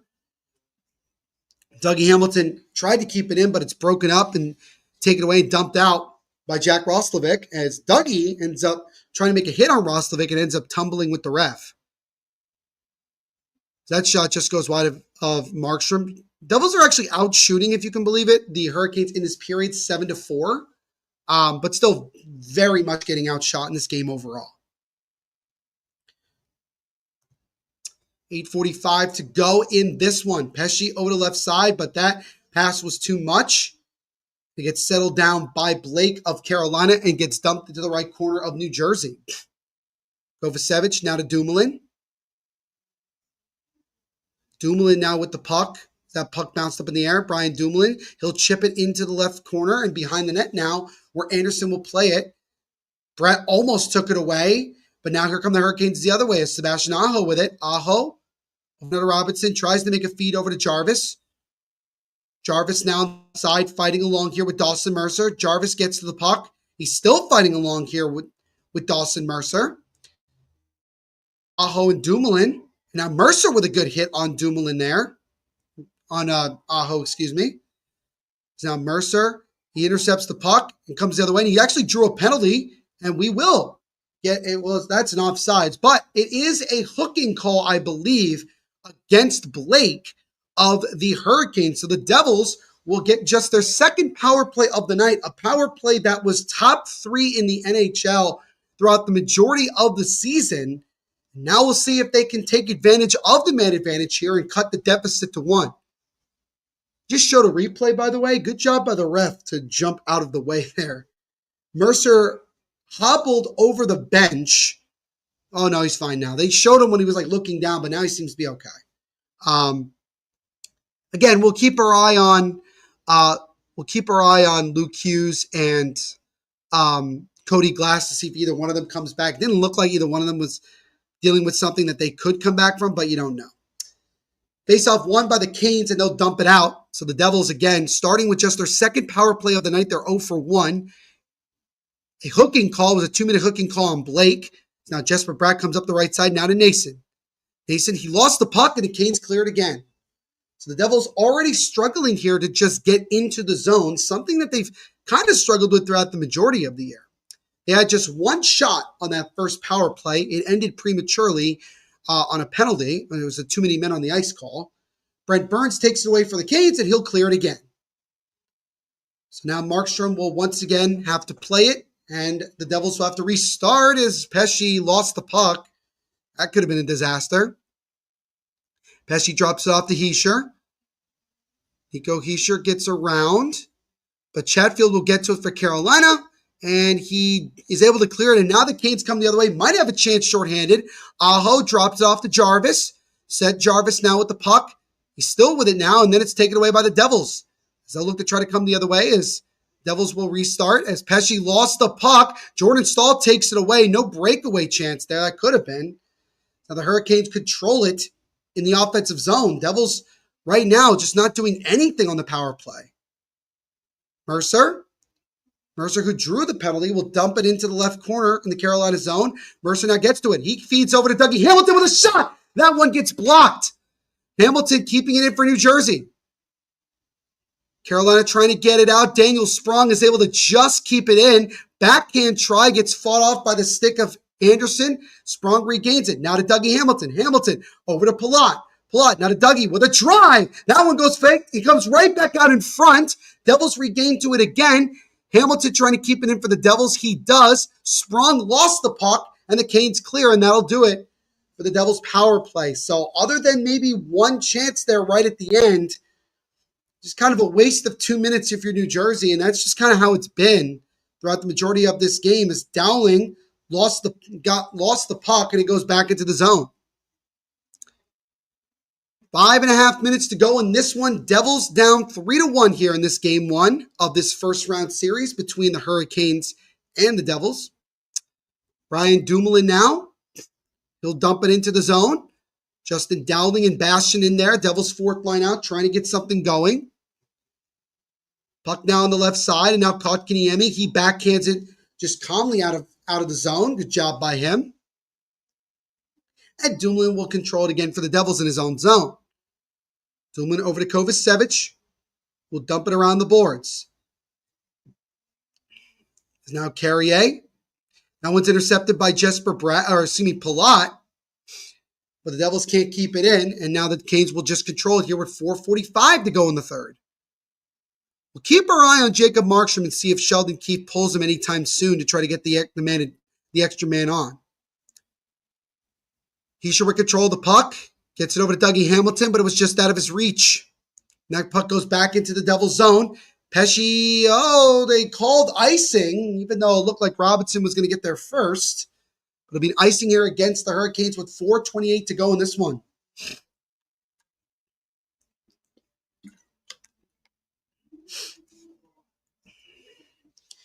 So barring, I don't want to say a miracle, but barring an incredible push here at the end by the Devils, we're down by 2. It feels pretty certain that the Hurricanes are on their way to win this one. Good news, Luke Hughes is back on the ice. So that is good to see.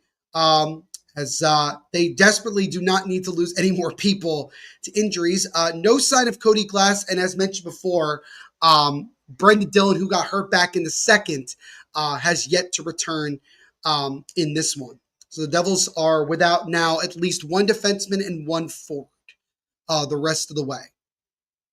Stefan Nason just missed the pass over to Haula, and the Canes dump it out. Aho. Couple of Devils fighting along with it. Now Luke Hughes will settle here for New Jersey. Dougie loses the puck here, but Mercer's able to get to it, and he'll flip it high and out of the zone. No icing, as Chatfield will just slow it up. Now Jarvis with the puck. James says, trying to wait until the game is officially over to cry, but geez, this is brutal. Now Paul Cotter tried to weave his way through 2 defenders and gets broken up. But yeah, this has been a rough game if you're a Devils fan. But if you're a Canes fan, things have gone pretty much the way you would have hoped and maybe even expected. You've kind of dictated the play throughout, and you've taken advantage of some bad mistakes that the Devils have made, and you have yourself a 2-goal lead here late in the third. As Palat over to Sprong, and Sprong can't control it. So that's dumped back into the Devils zone. Devils really can't. Even if they wanted to try to pull Markstrom right now, they can't. They have really struggled to just even get something settled in the offensive zone. Now Cotter almost was able to go the other way. Puck comes out to center ice. Flipped over. Stankoven looking for it. Puck is still loose, but finally controlled by Luke Hughes. Luke Hughes will make a feed over to the left side. Now to Timo Meier. Timo Meier gets over to Mercer behind the net just out of its reach. Markstrom to the bench. So now the Devils have the man advantage here. And that one's intercepted by Svechnikov. He gets it over back to Svechnikov. Shoots and he scores. As Andrei Svechnikov closes the door. And the Hurricanes are well on their way to what was very much a dominant win here in game 1 of this first round series. So the Devils didn't even really get any opportunity at all to try to see if they could make a push. And not only are the Devils going to walk out of this one down 1 game in this series, but there will be questions about the health of Brendan Dillon and the health of Cody Glass, as it's possible we might have to see some new guys in the lineup going into game number 2.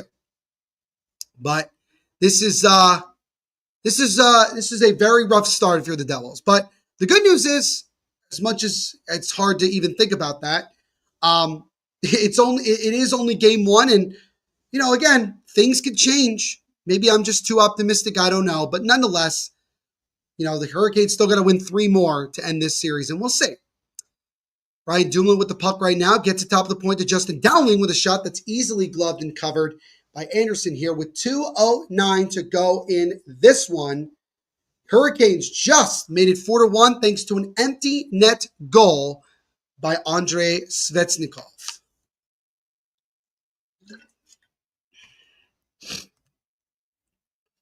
So, yeah, I mean, again, not a lot you could say, right? Not a lot you can say in terms of positivity from the Devils side. I mean, you could at least say you didn't get shut out, right? But even that one goal, I just kind of feel like it was like we only scored it because it was 4-on-4, so we had more openings to shoot. But other than that, I mean, the Devils, right from the opening puck drop, struggled. And to also have 3 different guys, unfortunately, one of them did come back, but have 3 different guys get hurt in the game and 2 of them not come back, it kind of feels like, let's call it like it is, right? I think if you ask most Devils fans, they'll probably tell you that they definitely feel that the season is already over, that the series is over, they're going to get swept, and that'll be the end of that. I try not to look that way because, again, it is only 1 game, but certainly the vibes are not great at all going into game number 2. Now, as Danelle said, game 2 is a must-win for the Devils on Tuesday night, or else they are going to get swept. See, that's the thing. Like, I understand, I don't believe that the Devils will get swept. I don't. I understand things feel very insurmountable, especially with the way this game went and how much the odds are stacked against this team, but you still got to play 2 games at least at home. And I've seen teams come back from down 0-2 and go home and find ways to win and get back in the series. But it's very true, without question, that the only way that the Devils are winning this series is they have to win at least 1 game in Carolina. That is something that, at least for now, they've still yet to have any success in doing.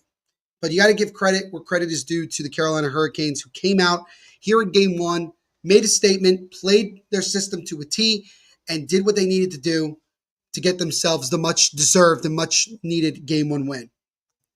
Game 2, Devils need to show up when the puck is dropped. It's damn playoffs, for God's sakes. You're right. Yeah, you're absolutely correct.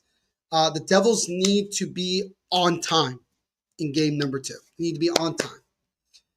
As for the Hurricanes, I mean, is there anything if you're Rob Brindamore, is there really anything you could sit there and say like, oh, I didn't like this or I didn't like that? Like, I guess maybe giving up that 1 goal, which was a little bit of a defensive breakdown, but also, again, it was 4-on-4. But other than that, like, what did they do wrong? They did everything correctly. They came out, they were physical, they put a lot of pressure on Markstrom, and they took advantage of mistakes that the Devils made, and that's what you need to do to win these games in the playoffs. And the Devils, at least in game 1, did not answer the bell. Andrei Svechnikov at the 17:32 mark, his first goal of this year's playoff. Taylor Hall with his 2nd point of the night. He has 2 assists now here in this one against his former team. As someone gets crunched into the boards there, as both teams kind of whacking at it here. Finally, the whistle gets blown. It was Eric Haula that got crunched into the boards, no penalty. And the ref finally blows the whistle here with 1:24 to go in this one. What's going on, Zarbian? Thank you so much for chiming in real quick. Happy Easter to you as well. And again, happy Easter to everybody who does celebrate. And once again, thank you to everybody who hung out with me today here on this Easter Sunday afternoon for this playoff game. Really, really do appreciate it. And again, as mentioned before, 2 things. 1, this is the first of 2 live watch-alongs we're doing tonight. In about an hour and 15 minutes from now, my good buddy Grant will be live here on this same channel for game 1 between the Senators and the Toronto Maple Leafs. Again, 7 o'clock for that one. And then myself, I will be live again on Tuesday night, 6 p.m. Eastern for game 2 of this series between the Devils and Hurricanes. I will not be alone for that one, as Jimmy Finizzi of the Blue Seats podcast will be on for that, as well as my good friend Kyle Manifold. Zarbian says, I'm only around for the main event, which is the Battle of Ontario, which again will be coming up in a little over an hour from now. So make sure you stick around, Zarbian, and hang out with Grant when we get live for that at 7 p.m. So not too long from now. Face-off one in the offensive zone by the Canes. Now wrapping around the boards. We're into the final minute here of this game one of this series, as now Paul Cotter up the left side. It's around Walker. Paul Cotter feeds it. Oh, and it was Justin Dowling who took a shot, but it went completely wide of the net. Now puck comes back out of the zone where Kovacevic will dump it right back in with 40 seconds to go. So the Canadiac fans now begin to rise as they get themselves off to a good start here in this series with a fairly dominant win. They really were just on top from the beginning in this one. As that puck comes out in front with a shot, and that one gets stopped by Anderson off a shot from Dougie Hamilton. Eric Hall behind the net now. Hall now to Hamilton. That was intercepted by Robinson, and he will just kind of kill some clock here. So we're down to the final 10 seconds of this one. Chatfield with the first goal for the Canes. Logan Stankoven got the next two. Svechnikov with the empty netter. And the Hurricanes take game one of this first round series by the final score of 4-1. As Daniel Sprong with a little bit of pushing and shoving after the final horn sounds. But when it's all said and done, the Hurricanes now have a 1-0 lead in the best of 7 series here. And again, game 2 will be Tuesday night back here in Carolina. And we'll see if the Canes can take a 2-0 series lead or if the Devils can somehow steal a game on the road before heading back to New Jersey for games 3 and 4. And on that note, everybody, that will do it for me here today. Thank you all so much for taking time out of your Easter Sunday to hang out with me. I really, really do appreciate it. Before you go, if you haven't already, make sure to leave a like on the stream, subscribe, and hit that notification bell. So you get notified every time we go live here on the Hockey Podcast Network YouTube channel. And again, we will be live in a little over an hour for game 1 between the Senators and the Toronto Maple Leafs. So make sure you stick around for that not too long from now. And we will have many more live watch-alongs here of the Stanley Cup playoffs from now until the end. And we will see how the rest of this series goes. If you're Carolina, fantastic start. Got to keep playing this way. For the Devils, you got a lot of work to do. But you know what? It's one game, and a lot can change between now and the end of this series. So we shall see. But thank you again to everybody for hanging out with me today, and we will see you in a little over an hour in the next live watch along. Everyone, continue to be the awesome people that you are. Happy Easter once again. And as always, make sure to rock on.